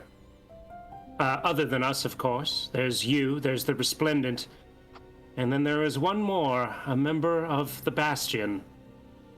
Now, using the Resplendent, or perhaps an airship, should we buy one, we should be able to reach this sun prison, at which point I'm sure faith will guide the way.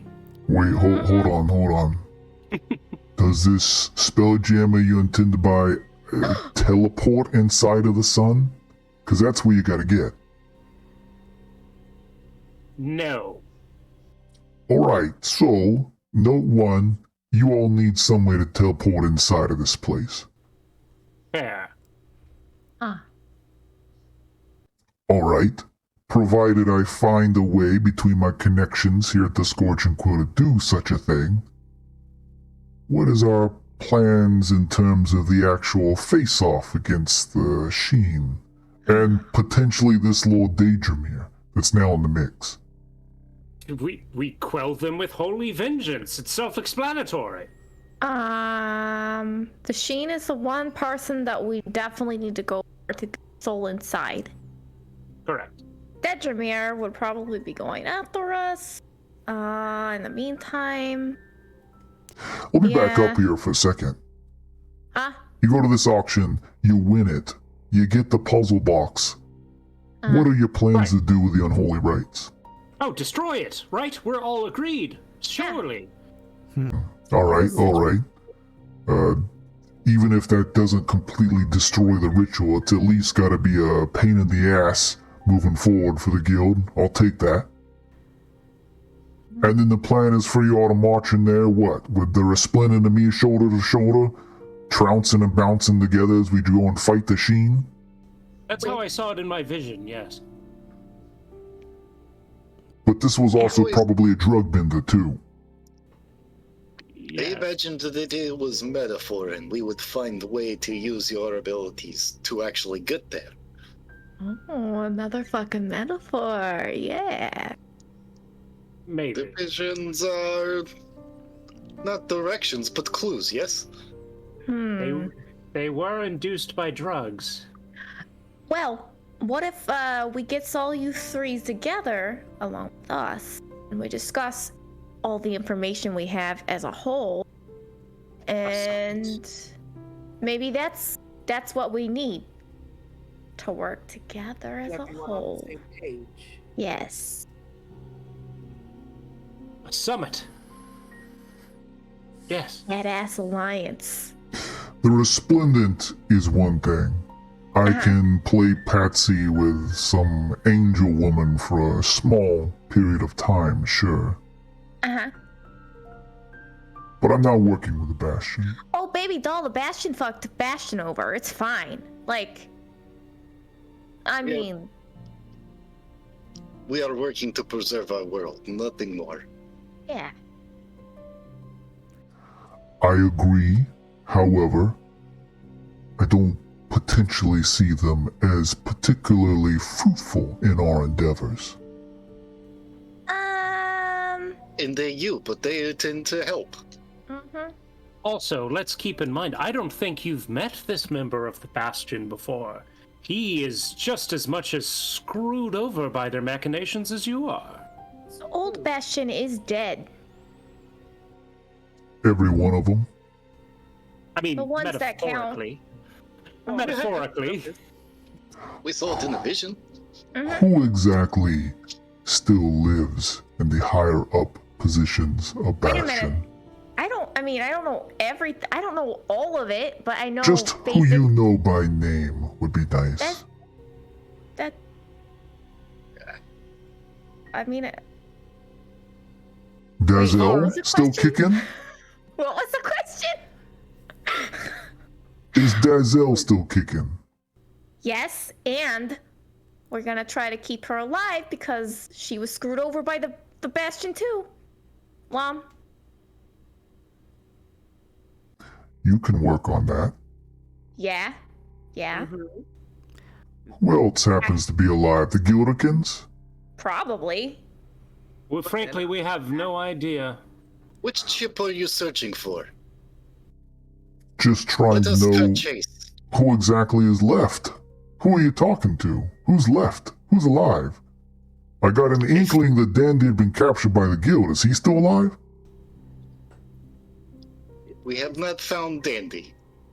I'm gonna say it because we all need, it's not a secret. It's gotta be a trifecta. Lushy. He's the one we're working with, the third party member that we must use to assault the Sheen. He saved us from the demons. Lushy and Dazel. And potentially the Gilderkins and Dandy. Although, right. frankly, we have no idea about those last few. That's true. So for sure, Lushy and Dazel then. Yes. To be fair, we don't really know too many of the others. We've just been working tight-knit with them. After all, they're the ones that have broken free of the corruption of the Bastion.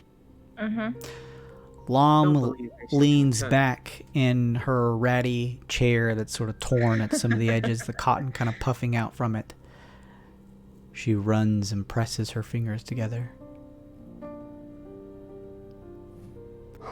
I suppose I could be convinced, as you say, Obies, for the good of Halcyon, to play nice.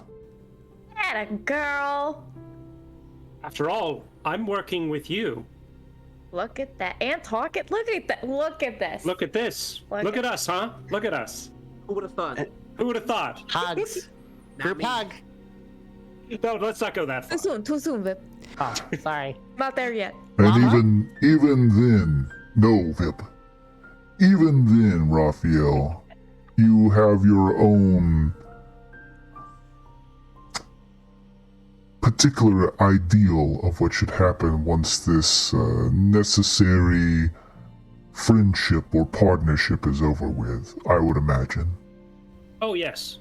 Let's be perfectly frank here. I am sure at some point in the future we will be enemies. But for now, we must work together for the greater good, as Obese said. Go ahead, Cassius. To be fair, were you not in our position once before? I was. So, I can agree to this. Yes, we can make this work. Great. Good. We'll be awaiting those explosives. Give me 24 or so hours. And this place that you marked down, Obese, they'll be there. Just make sure to grab them and put them inside somewhere so no curious onlookers happen to find themselves a whole hell of a lot of fireworks. I will be there. Me and the small cat, we will be there. Is there a way you can let us know when it's on its way? Now that I'm actually finally set up, at least temporarily, in this alternative means of HQ, as it were, then yes, I will be able to answer the phone that I gave you now. Sorry for not being able to before. I was dealing with my entire HQ being exploded from the inside out. Yeah, that could be a problem. So then, old Lami Mommy, along with the Resplendent and Bullionaire Bastion, Dazzle, and Lushy all meet together, shaking hands, working to stop the true evil of Halcyon. I love it. It's a story for the history books. I say we do it. That's a spirit. Absolutely. Excellent. We have decided to die another day. Precisely. In the meantime, I'm gonna work on some means when this whole thing boils down to it to actually get us safely teleported inside of the sun where the sheen is. Just keep in mind, no matter what happens, the sun was set up in such a way from your own investigations that you found out such that once you get in there, you're not getting out. So once we do this, we need to finish it. We'll figure something out. Well, good. You have my phone, Monifa, so if any of you need to contact me for anything else, you know where I am now. In the meantime, in a day or so, look forward to a bang of a party coming to whatever this place is here on the map that I'm not paying attention to. Just gonna deliver a whole bunch of unmarked crates to. That's right.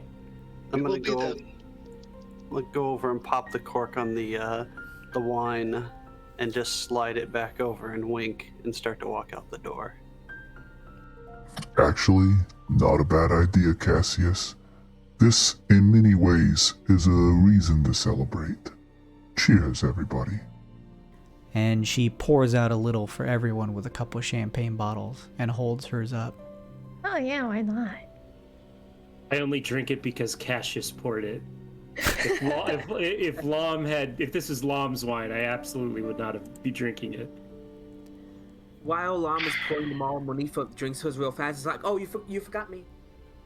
Of course, Monifa, I don't want to forget you. Come here, babe. She pours you another. Make sure and keep that phone on you, Monifa, so that you can call me if you need anything. It's always open. Excellent. Alright then. Any other questions or concerns?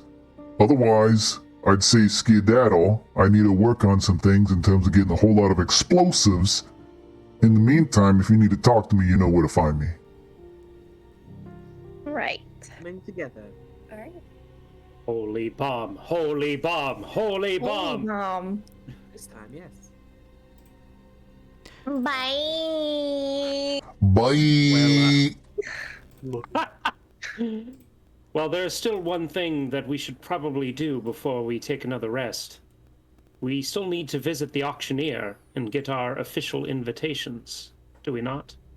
Yes, we do need an invitation. Or at least we have to try to get one. I suggest perhaps maybe we go undercover? Bees, Karma, do you have any thoughts on that? Yes, absolutely. All of us undercover, no matter what, even Vip.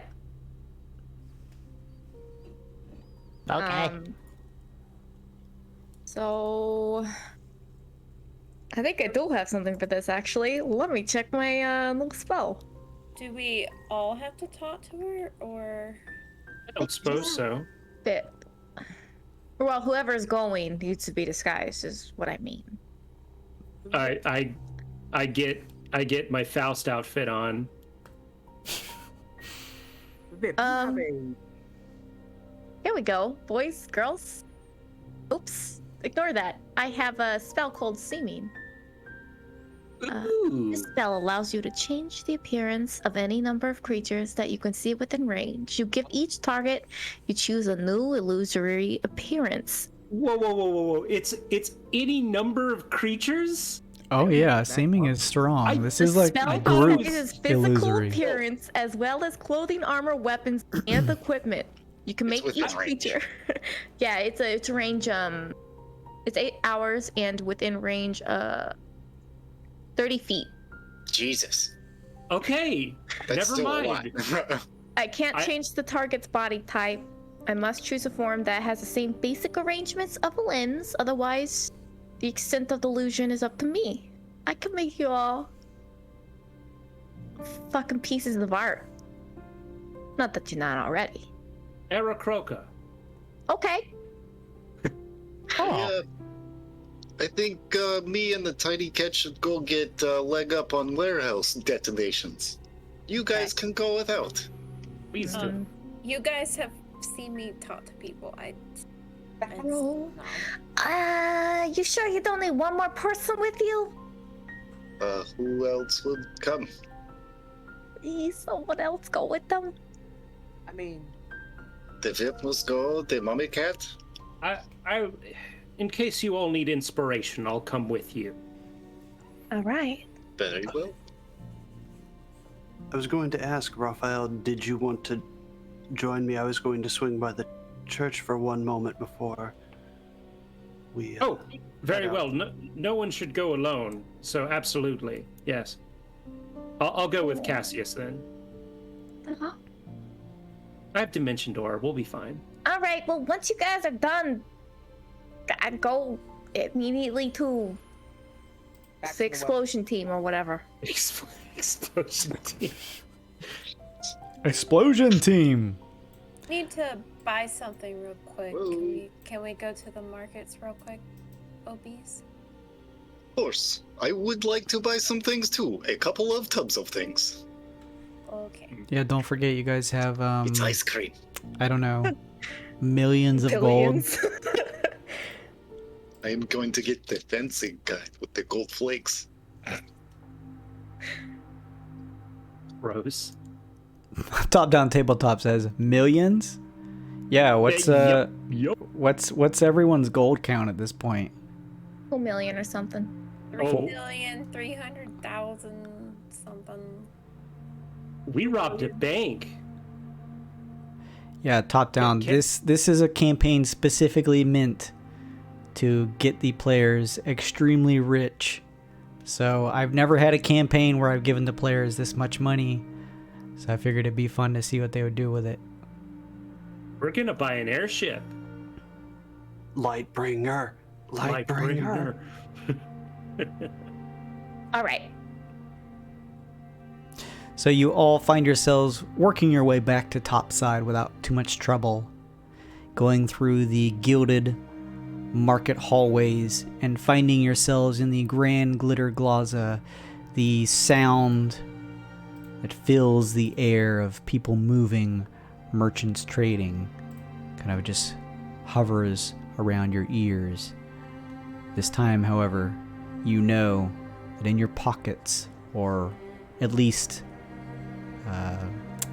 somewhat, not literally, as it's in a foldable portable hole, that you all have a massive income with which to be able to use for whatever. Cassius has most of it, though. Pretty much 7.5 million. Top Down Tabletop says I would take a year off and learn every single spell.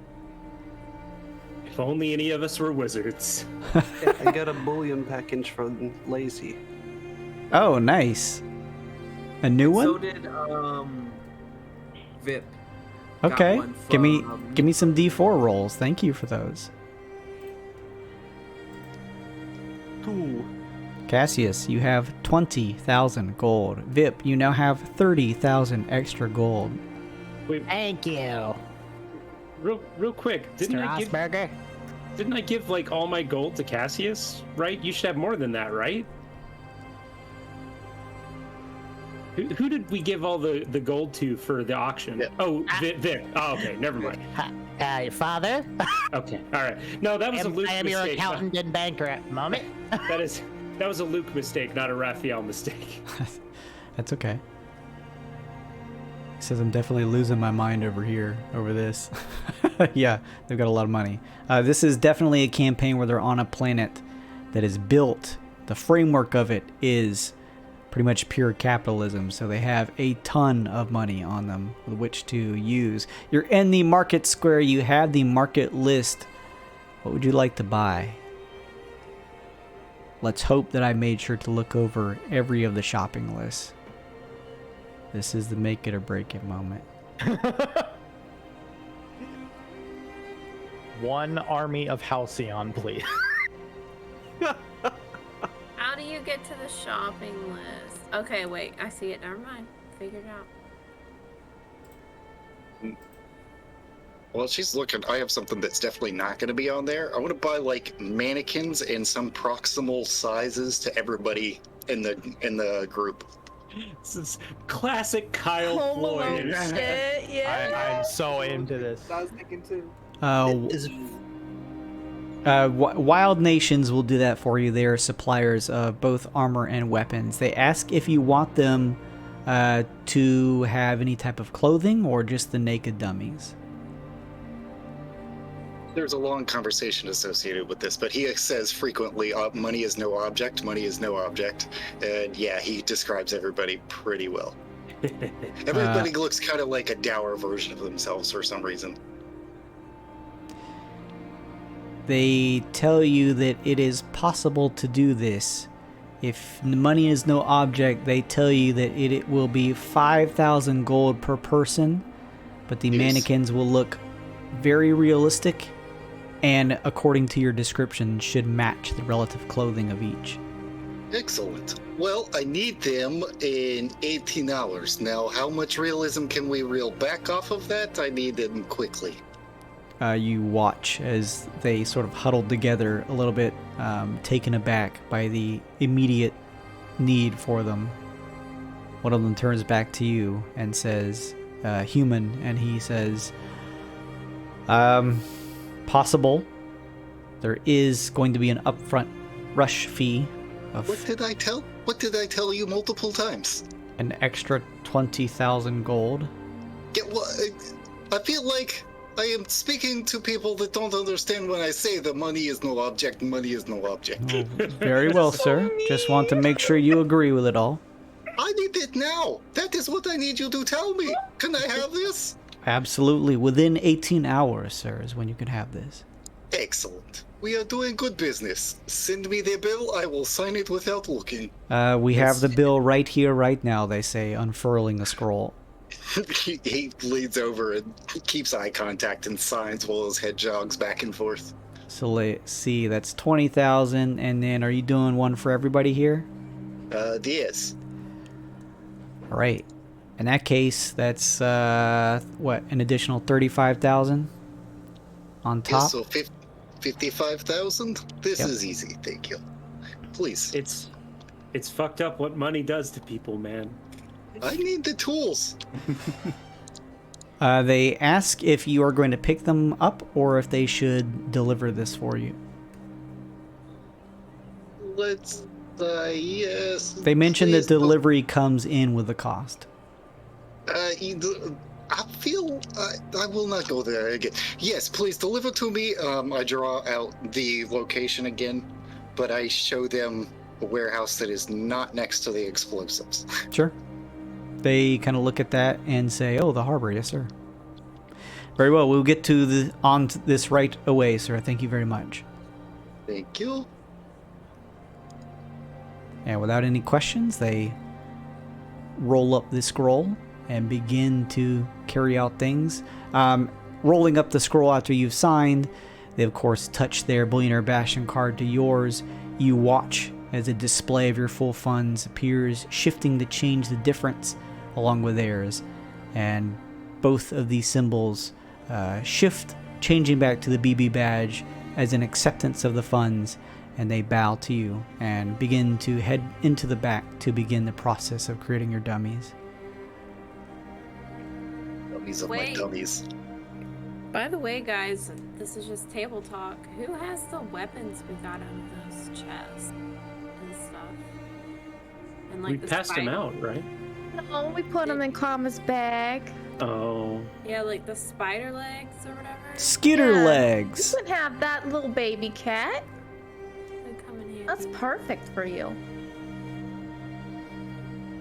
Anyone want this cursed armor? Gluttonous Demon Bane armor. Nope. Well, thank you. Okay. I want to sell it then. You trying to sell it?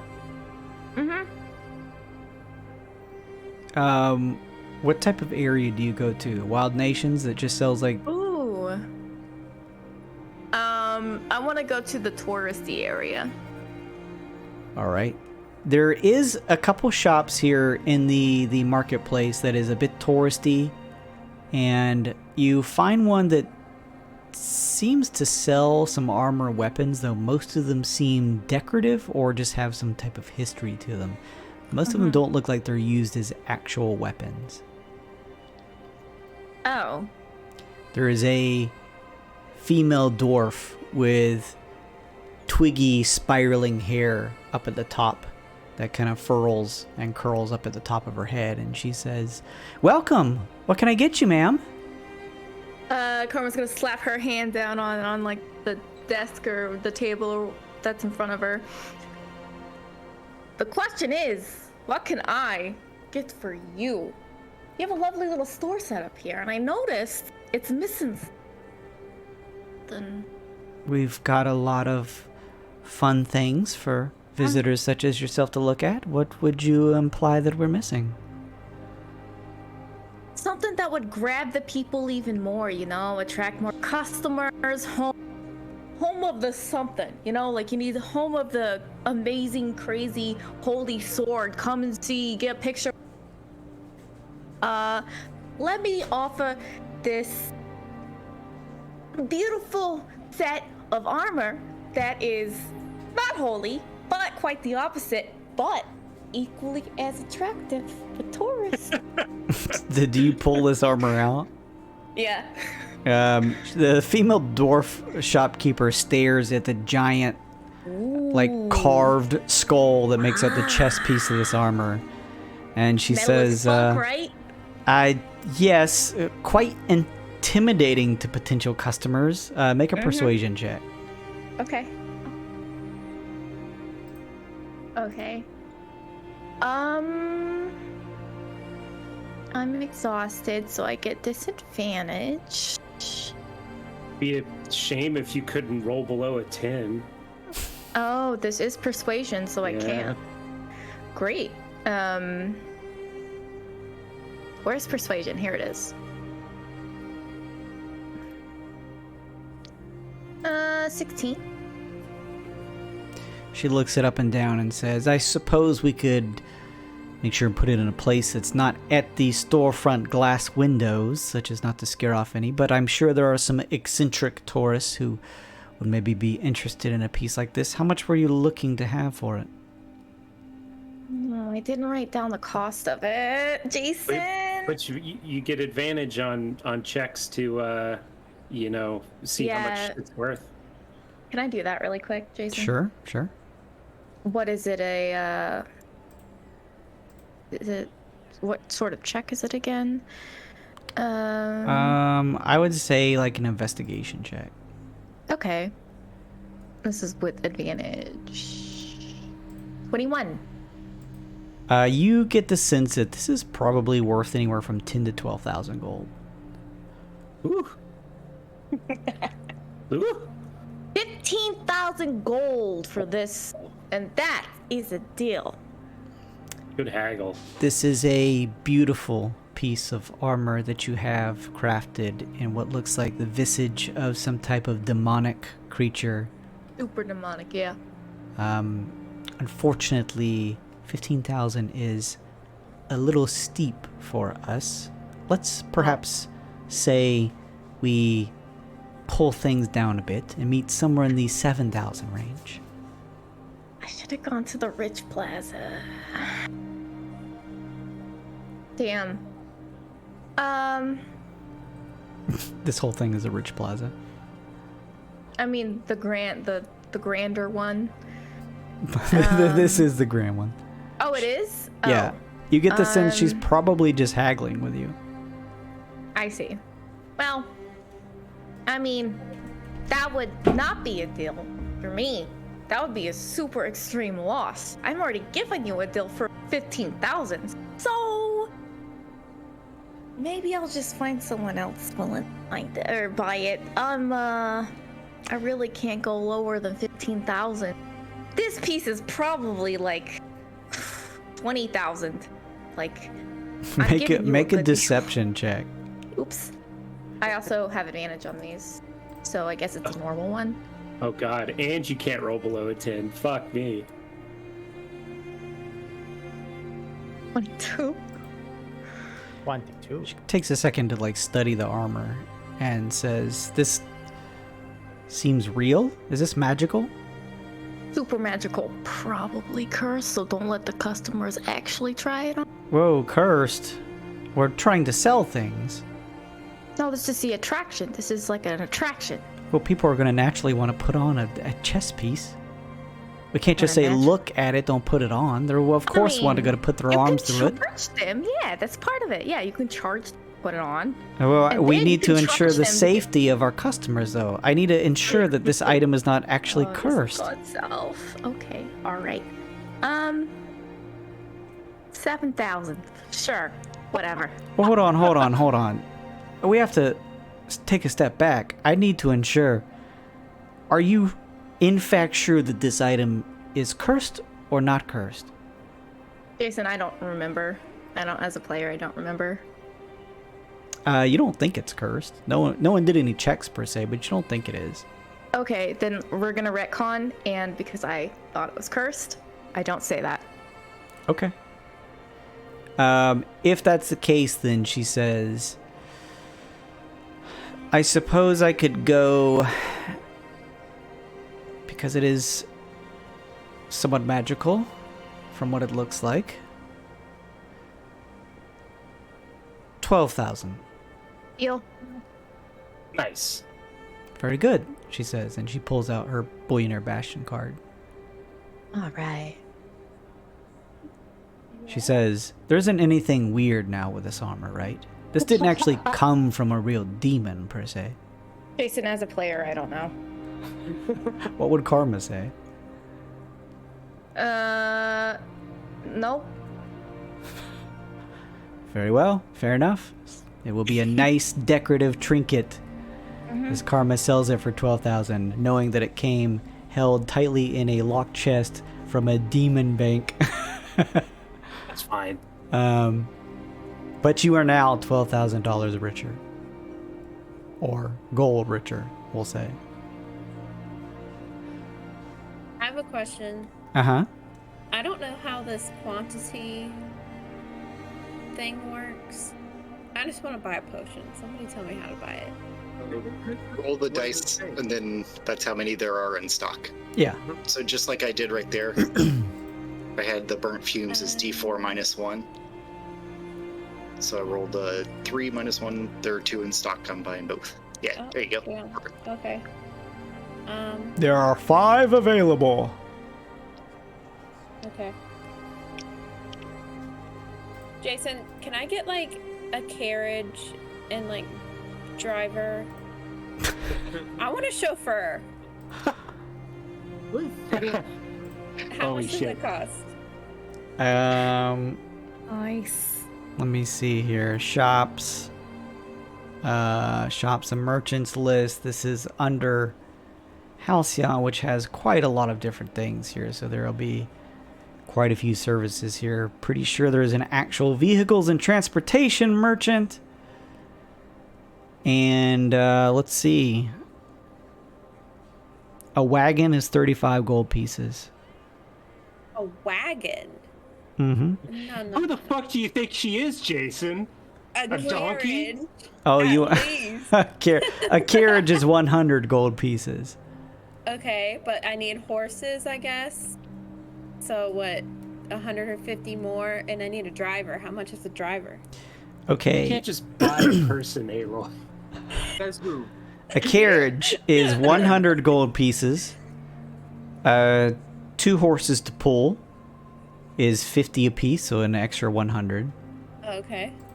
And then for 100 gold pieces a day, you can have your own personal chauffeur. Okay, I would like to buy all that. Just hiring a person. Yeah. A job. Contract work. Whoa, jeez. Perfectly legal. We are stuck in a warehouse full of TNT. This is dubious. Good night, everybody. You hire Serene, a female eidolon, who is able to chauffeur you through the city streets wherever you would like to go. What does she look like, Jason? Does she have a token? She does not have a token. She has a mixture of pink and white hair, almost like a peppermint. Oh, she's And smart. as all eidolon dresses in wonderful, flamboyant clothing.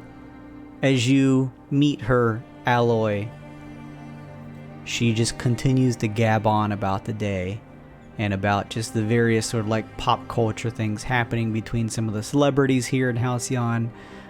She does not, at least on the surface level, come across as incredibly deep.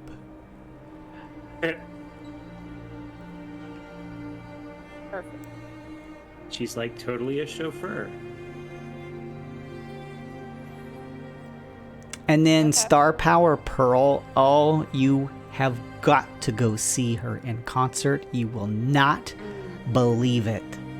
Mm-hmm. She continues to ramble on. Yeah. So, and I'm gonna pass her like 500 gold. And I'm gonna be like, so we're like really important people. Apparently, yes. Holy fuck! This is the best character arc we've ever had. Everyone's becoming an asshole. I mean, I don't recognize your name, but there's plenty of very wealthy people who prefer to keep more private. That's kind of my point. You know, we just, important deals. Look, ma'am, Miss Alloy, I, of course, am always looking for opportunities to maybe transition up out of this position of just the chauffeur to perhaps maybe a secretary of sorts if you needed one. We can always think about that. I just need to know that, if you see anything, hear anything, you just like won't say anything, you know? Like, I'm not sure what you mean. I mean, we're like. I love seeing the city sights and sharing them with everyone. I'm just saying, me and my friends are important, like, business people. Oh. You know, just like business deals. Okay. You You need like. our privacy. That's all I'm Okay. saying. You That's all I'm saying. like to go to Lux sometimes. You like to have fun. Okay. You don't have to tell me twice. I gotcha. Yeah. Okay. Serene's lips are sealed, ma'am. Okay. What I like to hear. Good. And thank you for this tip. Very generous of you. Okay. We're the worst. Wait till Raphael gets his airship, man. That's gonna be... Just wanted life-size dolls of all of my friends very quickly so I could do with them as I please. Yeah, she's gonna see us like stuffing like 7 life-size dolls into the carriage, like. She's gonna think we're like human trafficking. What the fuck? Oh no! Hey, if you couple of you it's looking fucking at good for you. packs of Keep your dynamite. fucking mouth shut, huh? If you happen to get any more people, can you just send them to the unmarked, like 5 warehouses at the docks, please? Not the empty one. No quest. So, anything else from the marketplace? I mean, I need like, what's it called when you're like a string to dynamite? You know? A wick? Use. Use? Yeah, like I need that stuff, but do I need to buy it or? I was gonna say, can we just subtract like a solid gold amount for like trap parts and then call whatever trap parts are when we get an idea of what our traps are? Yeah. Sure. Traps. Alright, I'm 200 in, if you, however much you want to put in there. I mean, I'll put an extra 200. Sounds good. Yeah, $400 of trap parts. All right, sounds good. I also bought like a handful of potions up there. Potion of climbing, potion of sharpness, potion of invulnerability. Nice. And 2 poisons. Don't worry about how I will use those. They never asked. I was telling all of my friends. No, I kind of want to imagine you telling that to the shopkeeper, we don't care, dude. Just give us the. Sir, I never asked. If I don't ask, I don't have to tell them when they come back.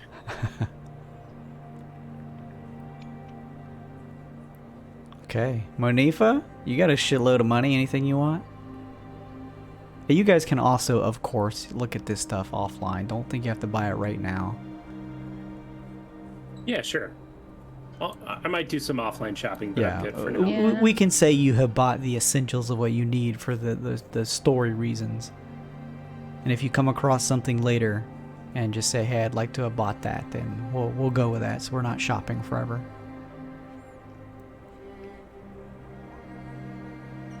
So eventually all of you finish up your shopping and all meet together. Everyone kind of meets together in a pocket area of the marketplace that isn't full of people. However, as you all wonder where Alloy is, the crowd begins to dispense in part as Alloy rides up in a carriage pulled up by a female Eidolon. Hello, everyone! She pops down and opens the door for you, Alloy. And Mrs.? What? This. What? Very smart. Well, we're just walking around. Yes. Please. Discreetly. Well, now. Plenty of people have carriages. We'll be fine. Okay. Beast draws the warehouses and he says, "You never drive the carriage to this house, yes? You only drive to this one. It is the one, it is now the third one that's not where the dolls are getting delivered, not where the explosives are getting delivered. We only have so many more houses." I will do my best to follow the idea that I don't go to this identical empty warehouse, I go to that one. Yes, sir. Well, they look the same. That's why I'm drawing them for you. This is the one that we have. Well, I'm just telling you, I am not great with directions, but I appreciate the map. I will do what I can. Oh, God. Put like a balloon outside the one that you go to, No. okay? We'll put like a That's what we balloon. want to do. What the Happy what? birthday balloon. It's what? Happy birthday balloon? Who's gonna, renting dogs for happy... That's The normal. people that we are luring to us may be looking for signs. That may be a good sign. All right. Fine. Ex-nay the O-ring lay in front I of did the not start this. You all O-fur started this. Oh, you don't have to worry about me. I understand your expensive parties, of course. Yes, clients we are luring to us. They do not want to see the signs of the help. They're nasty. You don't want to deal with them. They're nasty, if you know what I mean. Wink. I've explained the situation to her. We're important business people. Yeah. with divine purpose. Wink. No wink. Super Divine purpose. slimy wink. He's really into his job. Just ignore him. I we're see very that. important business people. I- She understands, right, Serene? Of course. Yes. Okay. I was given a lot of money. I totally understand. You Fanatical. started out with a lot. Very good. I'm getting in the carriage. This is cool. Yes, of course. Yeah, look, your friends, Miss Alloy, are my friends. Hop on in. There's enough room for everyone. Thank you. Can I sit up front with you? Sure, little ferryman. I'll help you navigate, since you said you're not good with directions. I'm not. I could really use a hand. Perfect. We're a great team already. Maybe, don't be seen, Vip. I'm gonna sit down in the seat then. Look, can't even see me. Yeah, you just picked up that ability to where you basically invisible and just stay perfectly still. Hiding in Serene's hair. His skin becomes the wood texture of the seat slowly over time, like a chameleon. I have to do this. Where to first, everyone? That place where the auctioneer is, Raphael says in more character than that. Oh, We're all going together. I mean, we can drop them off. You're gonna have to walk back from here. Oh, Drop us off. I'll cast seeming in the carriage, and you guys go do whatever you need to do. Oh, can you cast it on carriage? I'm not. we would need to cast Awaken on the carriage first. Oh, No. Creatures, I think. this is fine. Well then, Tally ho. Yeah. Very Why well, did she she Why says. did she hire this chauffeur if she wasn't good with directions? Aloy, you need to spend your money better. Oh, she's pretty. No, you made a good choice. She's pretty and dumb. That's what you want. It is. Oh. Ah. Yeah. Sounds like Ah. a good evening. Yep. What? You don't People. want your secrets getting out? What do you mean evil? The less she knows, the better. She's nice to look at. I Just think go. all of you need to spend more time at a church. Oh, I think Amen. that's fair enough time in a church. What does that mean? I don't want to know. I just bang on the front of the carriage to tell her to get going. yes. Let us go. The carriage plods along. You hear the sound of hooves sitting in the relative, actually decent air of the carriage itself, kind of in the shade out from the blistering artificial sunlight that pierces most of the top side. Doesn't take long, 20 or so minutes before the carriage has made its way to Halcyon Heights with the help of Vip's directions to find yourselves at one of the large business towers on the 37th floor, taking the magical lift will bring you to the office of Moragine, the head of the Curio Collective. Here's the stop, Serene says. Thank you, Sue. Okay, before we get out, I'm gonna cast Simeon on us. On everyone, might as well be everyone, just because it's fun. Unless you guys are unwilling creatures.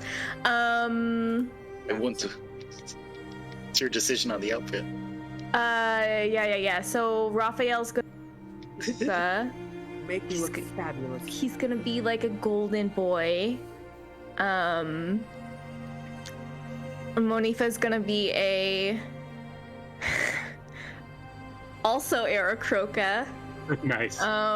She's gonna be a beautiful white and pink bird, bright. She's gonna be bright. I'm gonna turn Cassius into he's gonna be Vulture. a vulture. I don't know why I thought of birds. All of a sudden, I just thought everything had to be birds. We all just Aarakocra?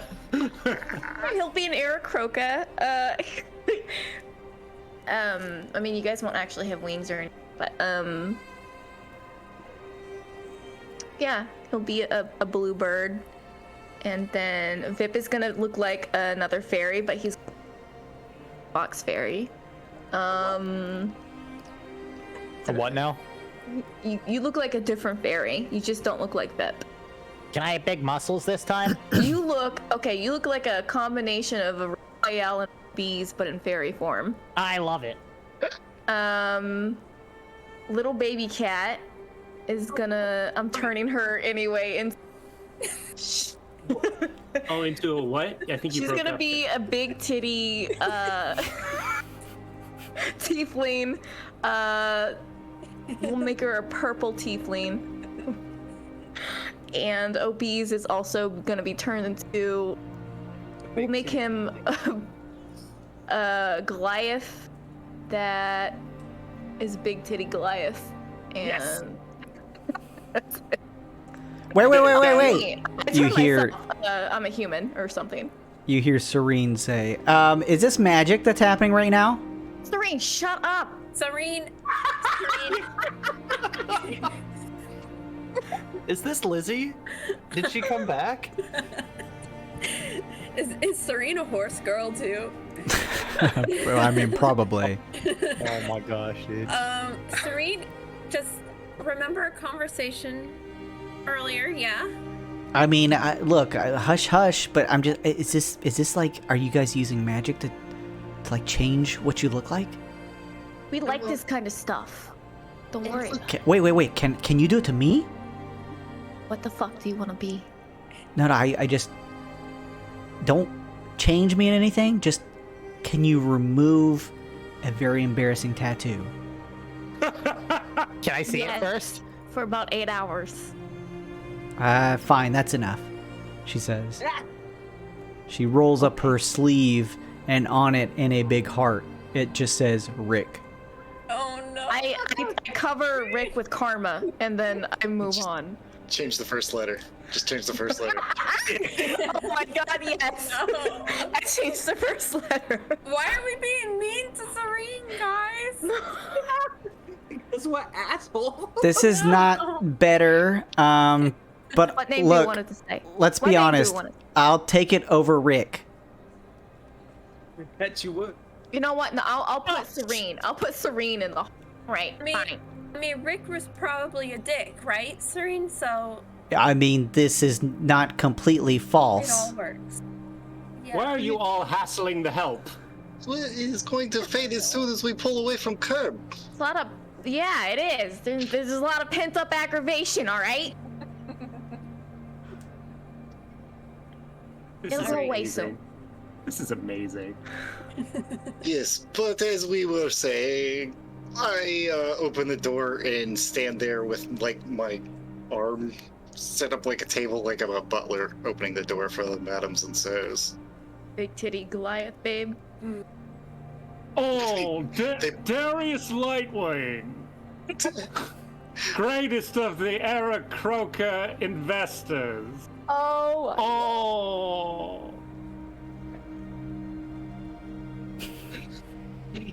Kevin missed my intro. Oh my god. Why do I have feathers? What is this for?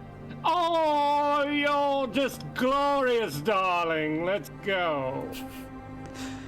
You all begin to exit out of the carriage. As most of you do, you watch as Serene kind of pulls it up to a sort of like stopping station here at the curbside. There's plenty of areas here because there are plenty of carriages that move throughout. This is the largest form of like transportation throughout the city where she can kind of stay and hang out in. And as soon as she sees most of you off, she waves you goodbye and quickly pulls what looks like a phone out of her pocket. This one is pinkish and covered in what looks like gaudy glitter. And she pulls it up to an ear, and you just hear her saying in the distance, "Yes, Janine. Yes, Rick is gonna be so mad. You have to see this, girl." I love Serene so much. Yeah, never hire the first person you interview. You gotta get a couple interviews in. I love. He's still in the wagon with her. I'm gonna smack that phone over her head. Do not talk about the things we are doing. What? Hey, whoa! I've had this tattoo. I will buy you a new one. Let's go. I would like to buy for a permanent erasure of this one. I hate Rick. If you all don't understand by now, I'm not a fan of Rick, my ex-boyfriend. I scatter 5 gold at her. Go buy yourself some more gold, sweetheart. She just stares at you for a second, holding her phone before turning back and saying, "Janine, these people, but you cannot believe what I just got hired for." What is wrong with you? I literally just told you don't do this. Just like snaps her neck. I'm gonna take 500 gold more out of my pocket. I'm gonna slide it to her and be like, Serene. I am helping some people ride around and giving them tourist attractions of the city. Serene, I don't know their names, Janine. She winks at you. What is she talking on? All right, look, this is as good as we're going to get. All right, like a pink phone. Yeah. How does she have a phone? Oh, the auction! I'm so. Yeah, the auction. The auction. Phones in our world, Manda, are phone, and they're basically just smaller variants of the sending stones. Like they're just like these. They look like larger bars of soap that have curved angles or like oval shaped, and you can actually speak to them if you're on the same planet. I snatch her phone, replace it with 500 more gold, and say, Serene, honey. Oh shit! Gotta talk to you later, Janine. No phones.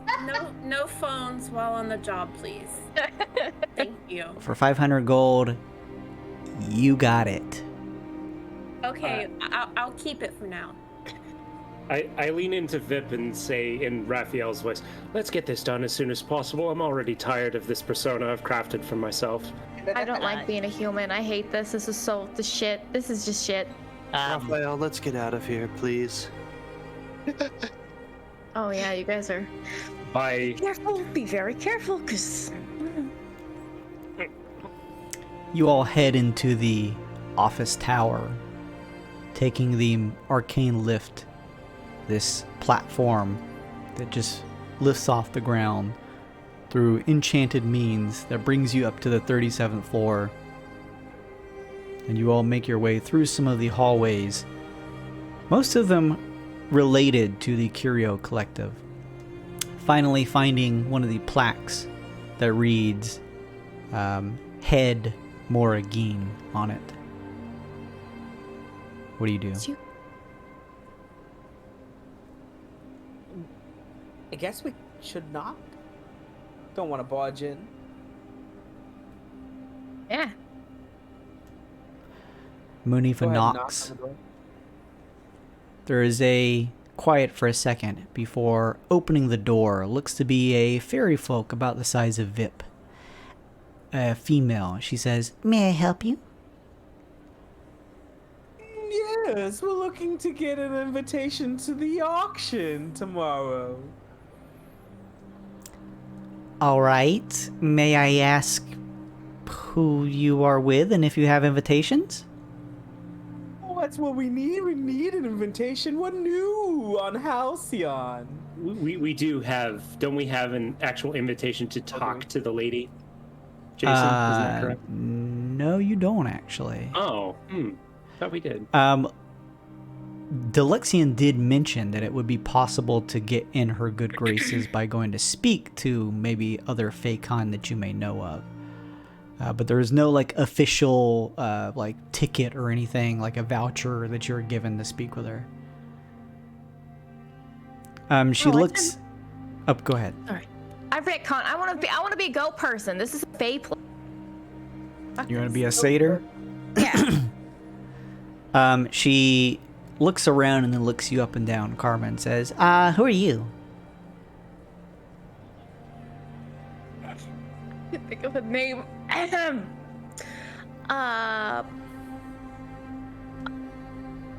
Oh god, I'm sorry. I am Sprinkles.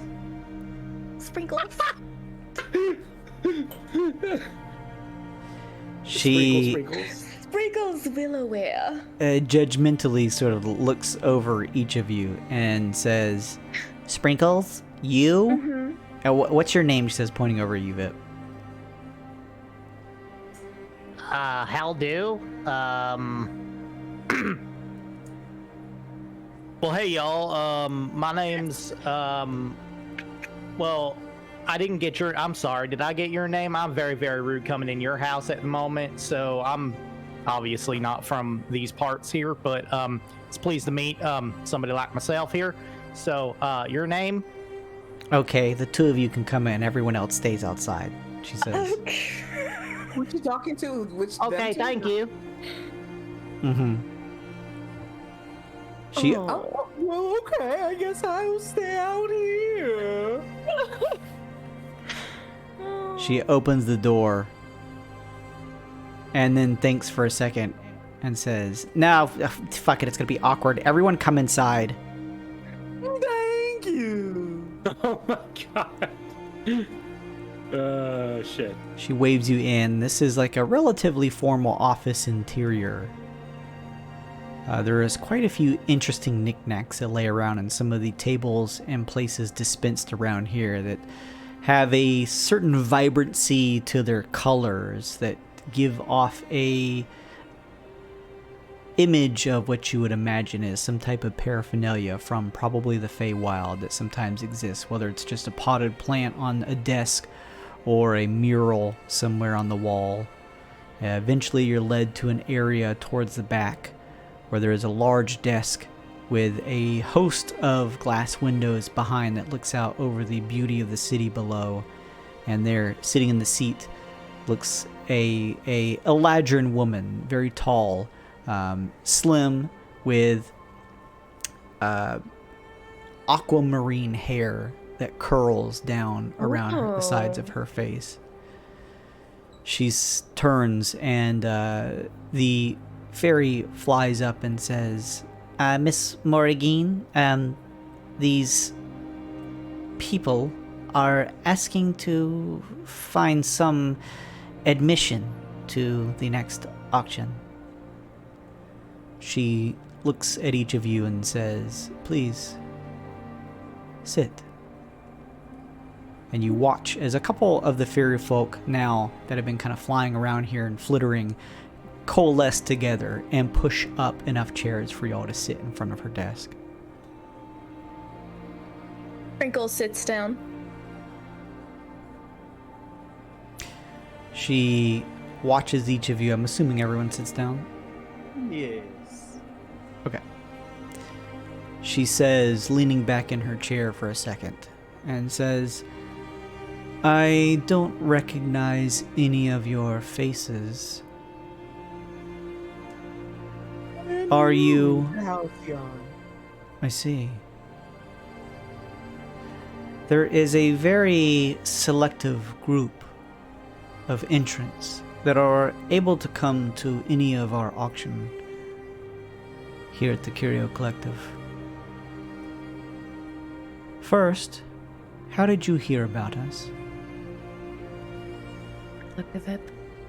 How could we have not heard about the most glamorous auction in all of Halcyon? Make a deception check. Amazing. Can I assist at all? Am I Sure. allowed to? I mean, if you're trained in it, sure. Yep. Sweet, that'll make my disadvantage just flat. You said intimidation? No, Deception. deception. I'm gonna fucking cut your throat. 22. Ooh. She studies you for a second before saying, well, in truth, we don't exactly broadcast the auctions that we have, so if you happen to have gained word about it, likely means that you have either some amount of dumb luck or some amount of insight to which you have gathered this information in the short time I assume you've been here on Halcyon. Why? You know all the right people, darling. Oh, you have connections here then in the city. Money gets you connections. Indeed it does. Tell me, why exactly do you want to be a part of our next auction? We travel the Twixt looking for the most fabulous magical items and just couldn't stay away. It sounded delicious. The whole thing.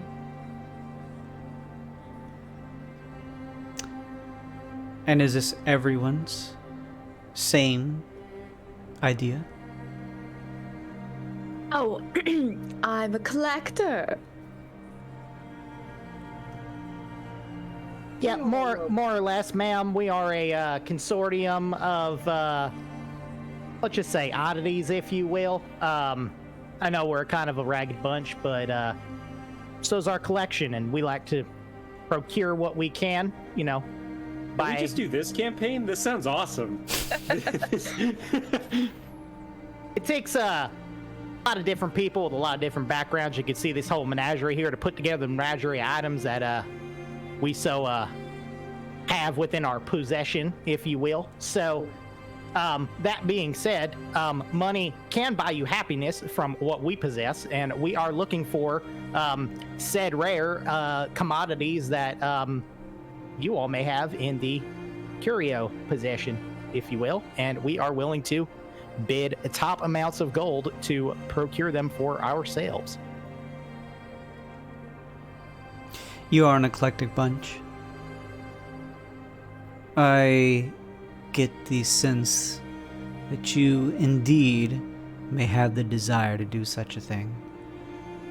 But before I simply just wave my hands and allow you entrance, I think it important that you, let's say, live up to your word. Ooh. Let's strike a deal, as there is always a finder's fee in terms of entrance into our auctions, and the extra funds can certainly help in establishing more in the future, as the things that we collect are typically very dangerous to procure.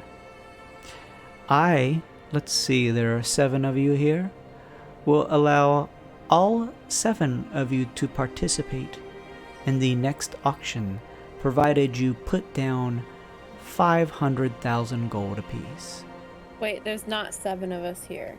Me and OBs are. Oh, Just then note. Yeah, the 5 me of you. and Yeah. me and Raphael, I thought were out as well. Are we doing that now? I thought we already did it. That's what I was asking what we were doing before. Yeah, you asked me before, and I said I had stuff I was going to do before while they were shopping. I thought we were separating when they were going to go to. No, I thought we were doing that while we were shopping. I'd want to be here. Oh, I had this. stuff to actually do there. That's fine though. I'll do it afterwards then. Gotta tell me. Okay. I did. It's in chat too. He asked me and I replied, and I said that to you. Oh, I thought this took place during the shopping. Sorry, this is full different than honesty, what I thought. I am totally not paying attention to chat. So just remind me next time. I'm assuming, since everyone got into the carriage, that everyone is here besides Obese and Amanda. Or Alloy, rather. So that makes 5 of you. So she says entrance will be 500 apiece. 500,000, that is. I agree with that number, and I appreciate your hospitableness, but how about if I have other associates that are not in our midst at the moment that I would like to get some passes for? Would I also be able to buy them sight unseen of those persons, or must they be present in front of your wonderful gaze to participate in the festivities? 500,000 from the 5 of you here. And show me 2 interesting items from your collection, and I will allow you entrance for the other 2. Karma's gonna pull out the bow that she has. My dear Sprinkles here, please introduce our wonders. The first wonder is an extraordinary bow dated back to, I give him a date and like fucking Antique Roadshow feel of this bow. Interesting. The quality is not all that marred either, despite the age. And the second? And let me check my inventory. If you don't have something, I have something that's like a Hail Mary. Okay. You still have the spider legs. I don't think I took No, them. I gave them to Alloy. I gave them to BB Kitty. Okay, that's fine. Oh, darling, what about that thing you're always plucking on? That lyre of yours? Oh, I can show it, but it is not up for grabs. Now, this lyre is dated... I give him some bullshit that the lyre would have whatever the information on it. Like, if what knowledge about the... Give it, but in, like, present it in a like a historian kind of way. She studies you with an expressionless face and says 2 very interesting items. Likely from a utilitarian perspective. Helpful for some of you in your travels across the Twixt. However, if you want the other members along with yourselves to gain entry, I want you to show me 2 personal items. Items that mean something to who you are. And he's asking also for 500,000 gold each? From the 5 people here, yes. I'm gonna straight up pull a bullshit check on that and stand up. $500 each? Or $500,000 each from each of us? You said your you're auction. wealthy. Of course. Yes, but we came here, all the way here, to Halcyon, for this auction, and $500,000 each. I act like I'm gonna start walking to the door and give a deception check, and since I can't use it elsewhere, I'm gonna use my karma coin on it. Sure.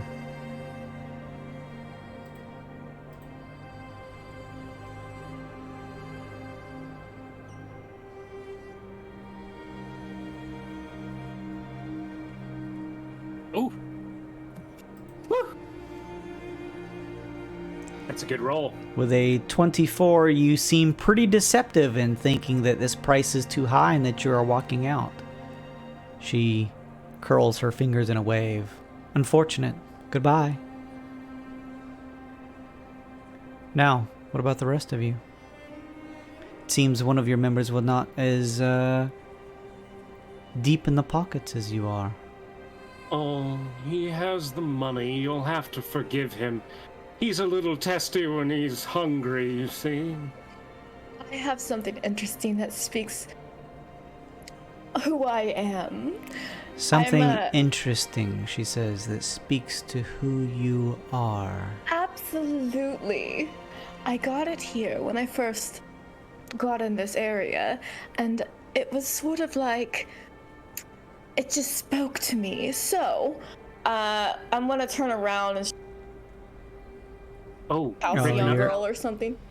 You're breaking up. Go ahead, try again. You're good. Testing. Yeah. Yeah. I'll show them my and tell them Your what? So, it cut out just when you said Yeah, what sometimes it just cuts out. All right. Somebody else should go. Well, I mean, keep going, please. Yeah. Can you guys hear me? Yeah. You may just want to reconnect. Usually when you reconnect it. Let's see. Discord.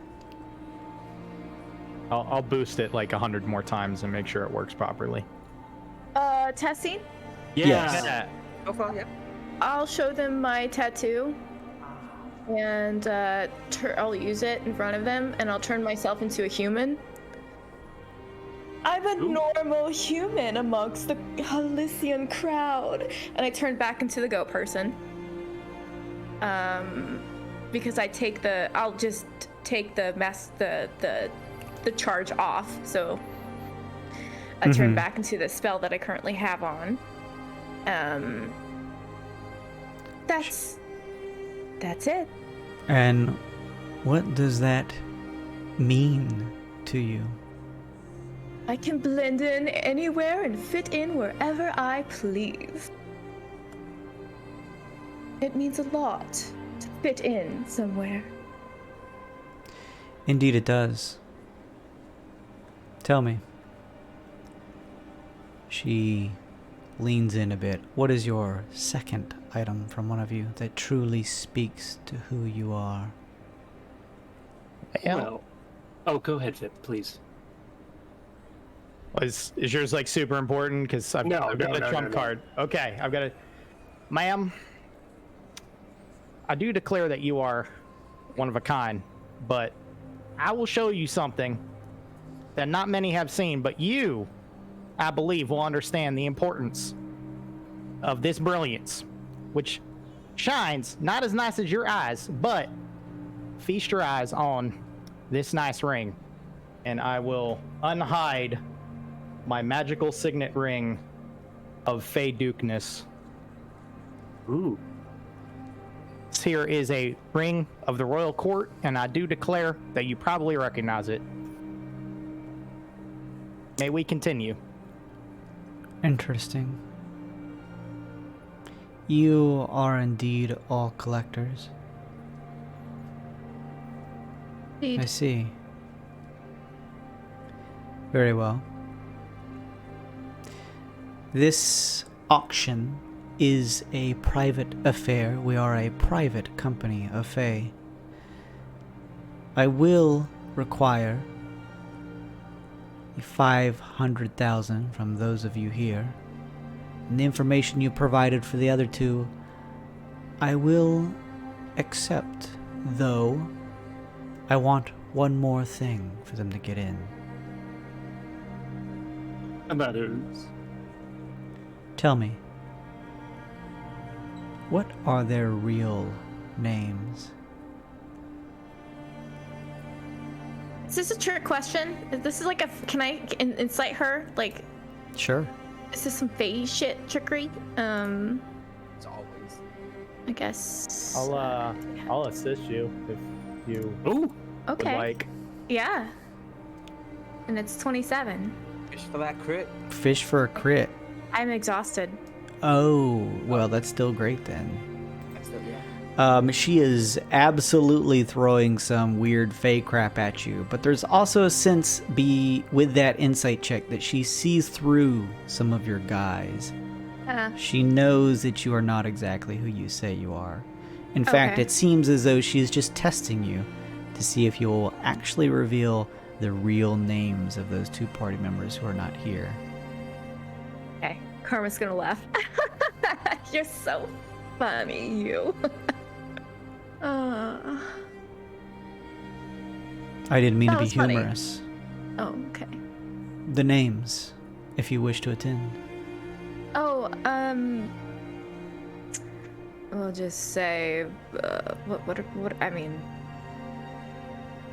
The fake ones, yeah. Oh, okay, so it's Baby Cat and OBs that we have to give fake names to. Can we just say that we give them the fake aliases Sure, that we... sure. Yeah. Kurt Cobain and Courtney Love. No! Deal. Oh, it's canon. She stares for a second and then looks at all of you and frowns. Unfortunate. I'm afraid I have to say, at this current point in time, the answer is no.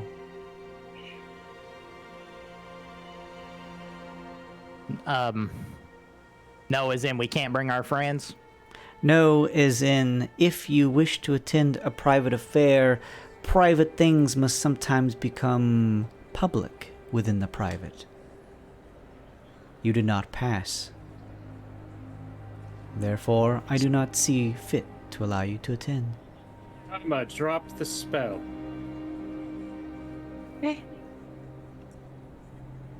Oops. Can we drop it at will?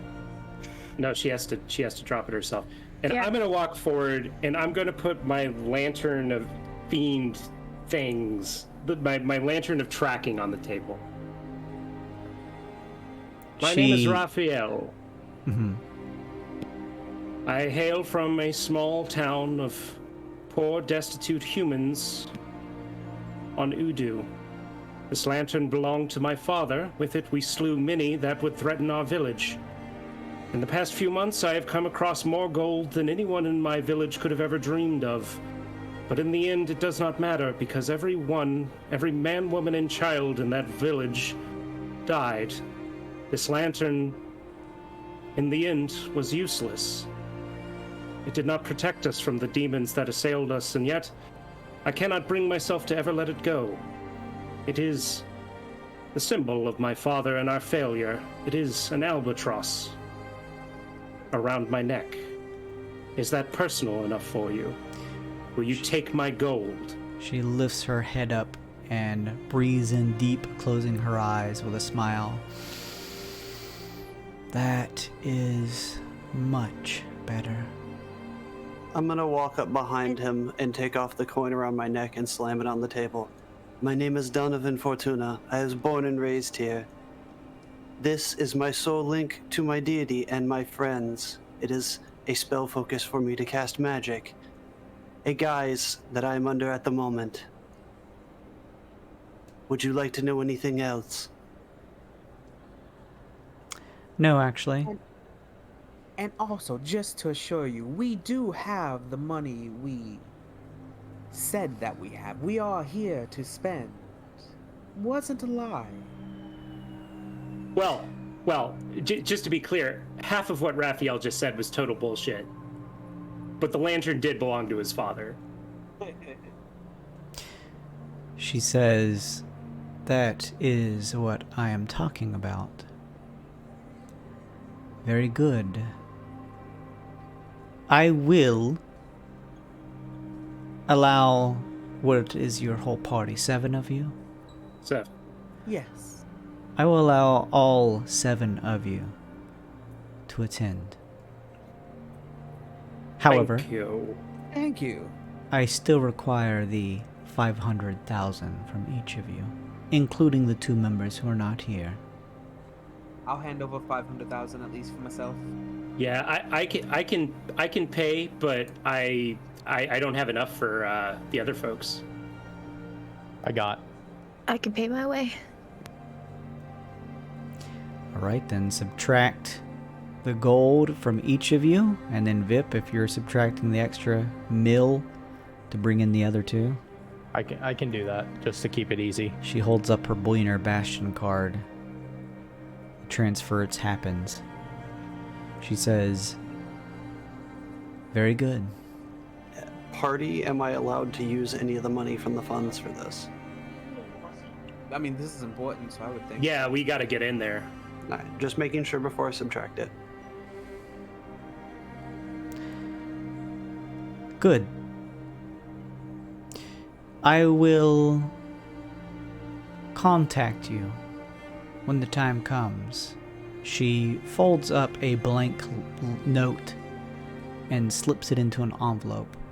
The address will be marked on here within the 12-hour time frame of when the auction will be taking place in the next 2 days.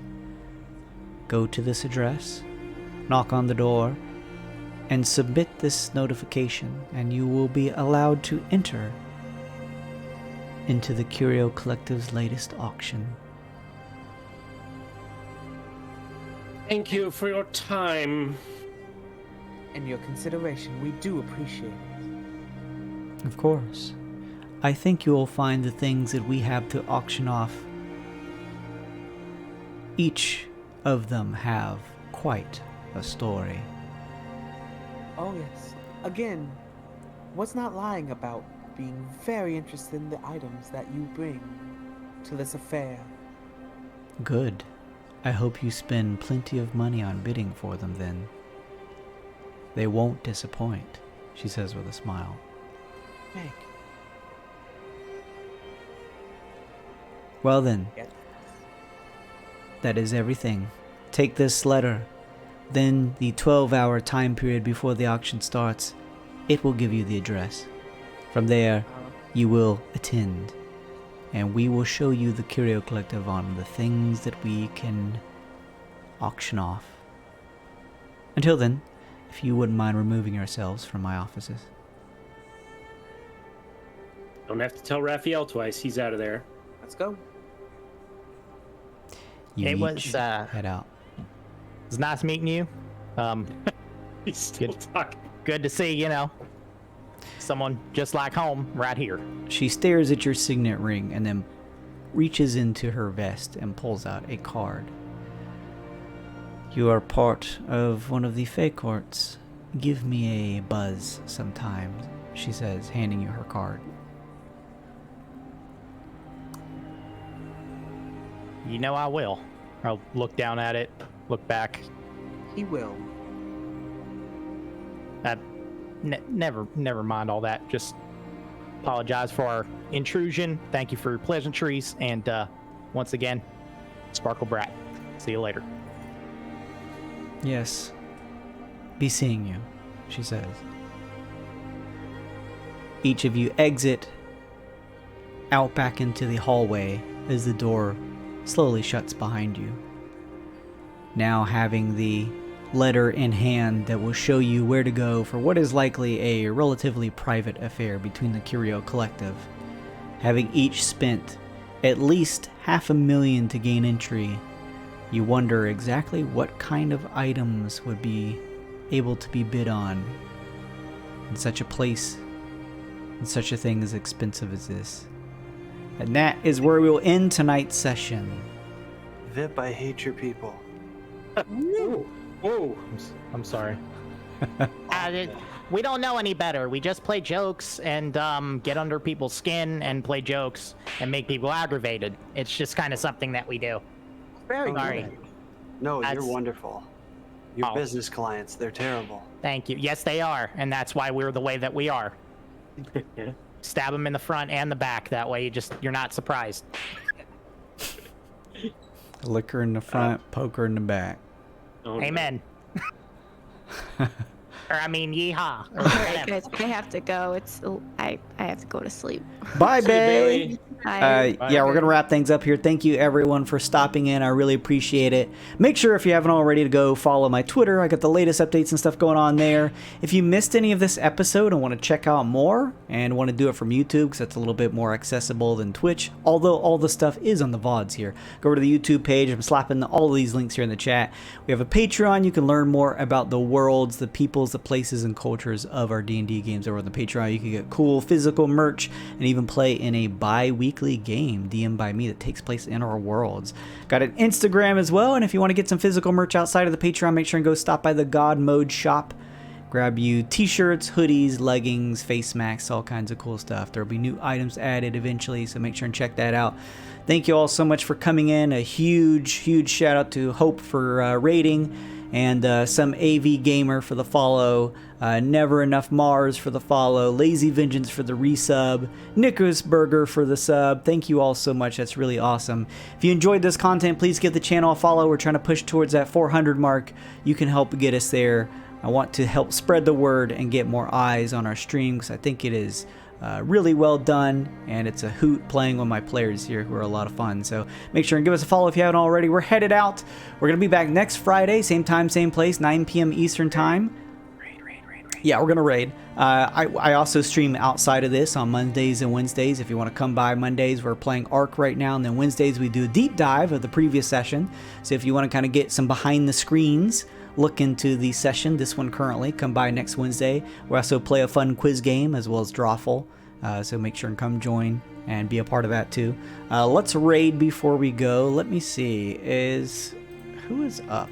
Live. Let's go raid Mozzarella. It's been a hot minute. Currently playing Dead by Daylight. Woo. That old Jim. Yep. Looks like she's in between games as well, so. Nice. I just have to figure out how to spell it is the issue. M0. Oh yeah, it's a zero. ZZ. ARE. Okay. LLE. It's the R that throws me off. I'm like, one of these isn't double, and I got to figure out which one. All right. Thank you, everyone, so much.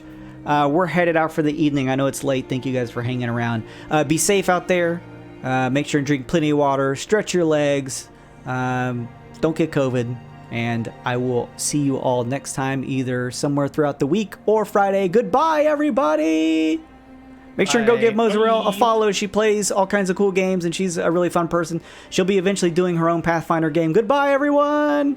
Now let's look at another one of these. This is where we go into the Dungeon Master's Guide. Who is the Dungeon Master? Well, the Dungeon Master is a person who plays God in the game. And he controls all the situations. In fact, the books tell him that he is the God of the game. And he controls the situations in the game, controls the way the players are moving through the dungeons, and then if he doesn't like someone, he can play pretty much against them. Do you think parents are aware that when the children play the game, that demon spirits are involved? I do not think that many parents are aware of what's inside the game. In fact, in my presentation, I show many pictures from the inside the books, just to show the images of this game. I mean, the gruesomeness of this game and the occult link to it. Well, I know that when I did my message, and this has happened, I have letter after letter where people took the pieces. Now, there's sixes involved in the pieces of the game, but they take the pieces of the game, they would throw them in the incinerator or the fireplace, and screams would come out because there seemed to be some kind of spiritual forces inhabiting those pieces, and children would drop out of life. They didn't want to study anymore. What are the pieces, for instance? Well, this game affects the most intelligent of our children. And the pieces include white witches, wizards, necromancers, the clerics, that type of thing.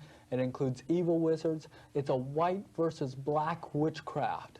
The good versus evil is white versus black witchcraft. And Anton LaVey, the writer of the Satanist Bible, says there is no such thing as white witchcraft. Well, being a Satan worshiper, he should know. Yeah, he should know.